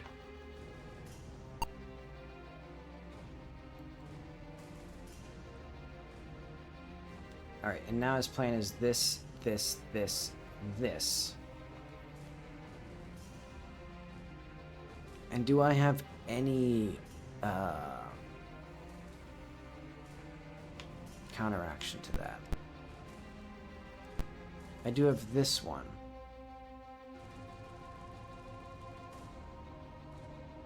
Hmm.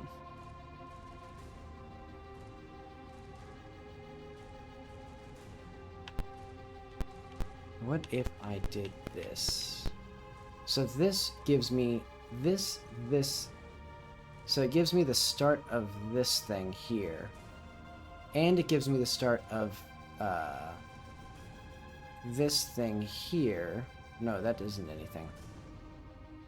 Oh, it gives me this here. Yeah, okay. This might be good.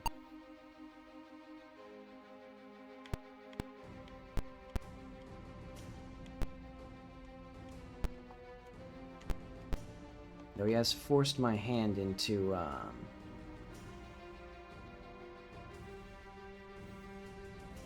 Is this even... Was this... What the fuck was I doing? This to this. To this to this. Okay. So then this... Did he win? Wait, what? Oh, yeah, okay. Yep, I didn't see it. This guy fucking obliterates me. We didn't even get to the funny, like, 20-minute scene, and I can't beat this guy. Okay, let's at least see what difficulty, like... Well, let's see... Let's see difficulty, like, 7.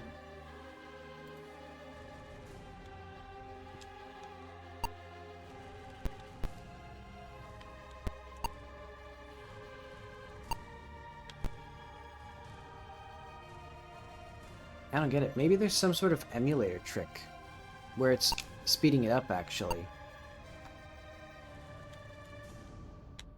I think he's smarter than me.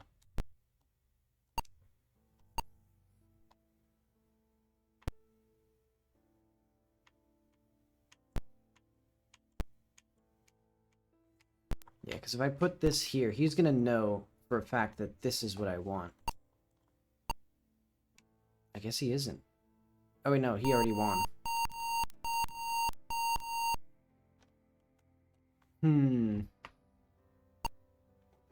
You know what? Let's put him back all the way down to 1. I need something. I need a win. Poor guy is way too, he's way too smart for me.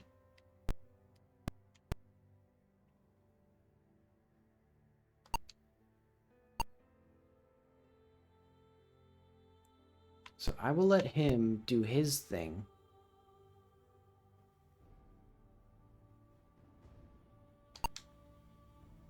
Wait, this is the wrong decision, though. Right, again, because I needed to have it so that this cross here...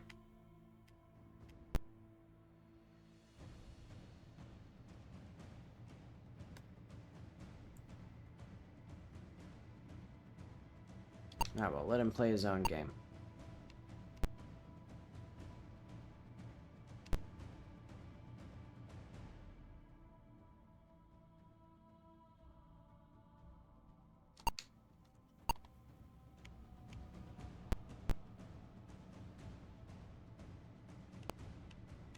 Oh, I just realized he's about to beat me again. I don't think I have enough long-term thinking for Tic-Tac-Toe 3D. Because I was... It's funny, the entire gimmick of this was going to be that because the computer was so simplistic, of course I could beat it. But because it's... I think it's just so hard to visualize with the fact that the grid is laid out like this. Well, it certainly doesn't help, but... It also knows so much more, I think. I have so much to learn from it, and also I can barely think one move ahead, so the fact that it can only think one move ahead does not impede it at all. Okay, how do we beat it, though? Because this move is dead in the water. This is nothing. This move... I mean, it has these two, but that's not really anything. So if we... I guess if I just put this here...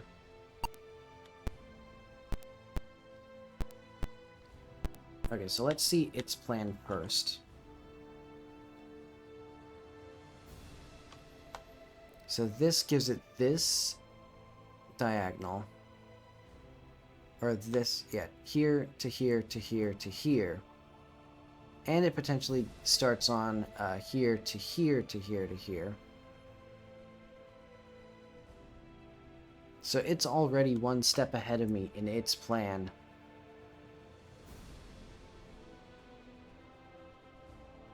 But it's not going to set up a double whammy like I am.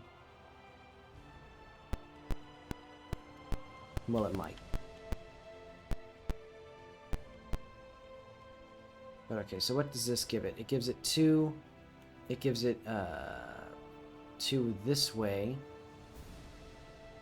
Gives it 2 this way, 2 this way. So it could start setting up moves.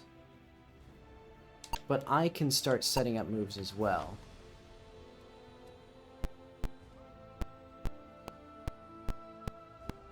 Yeah, what it should be doing is it should be arming itself to, like, get ready to do tic-tac-toes, because now it'll be hopeless for it once I do this one. Unless there's something I'm missing, but it only has... Yeah, because these 3 are dead in the water. And everything else is just a 2. So yeah, I think I win with this. Curtains.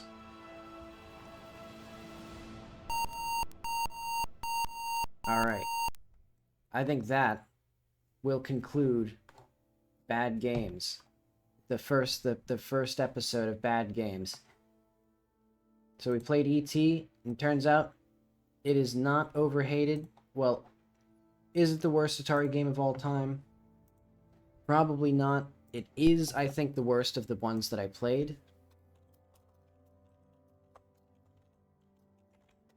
What would I call this? Honestly, 5 out of 10.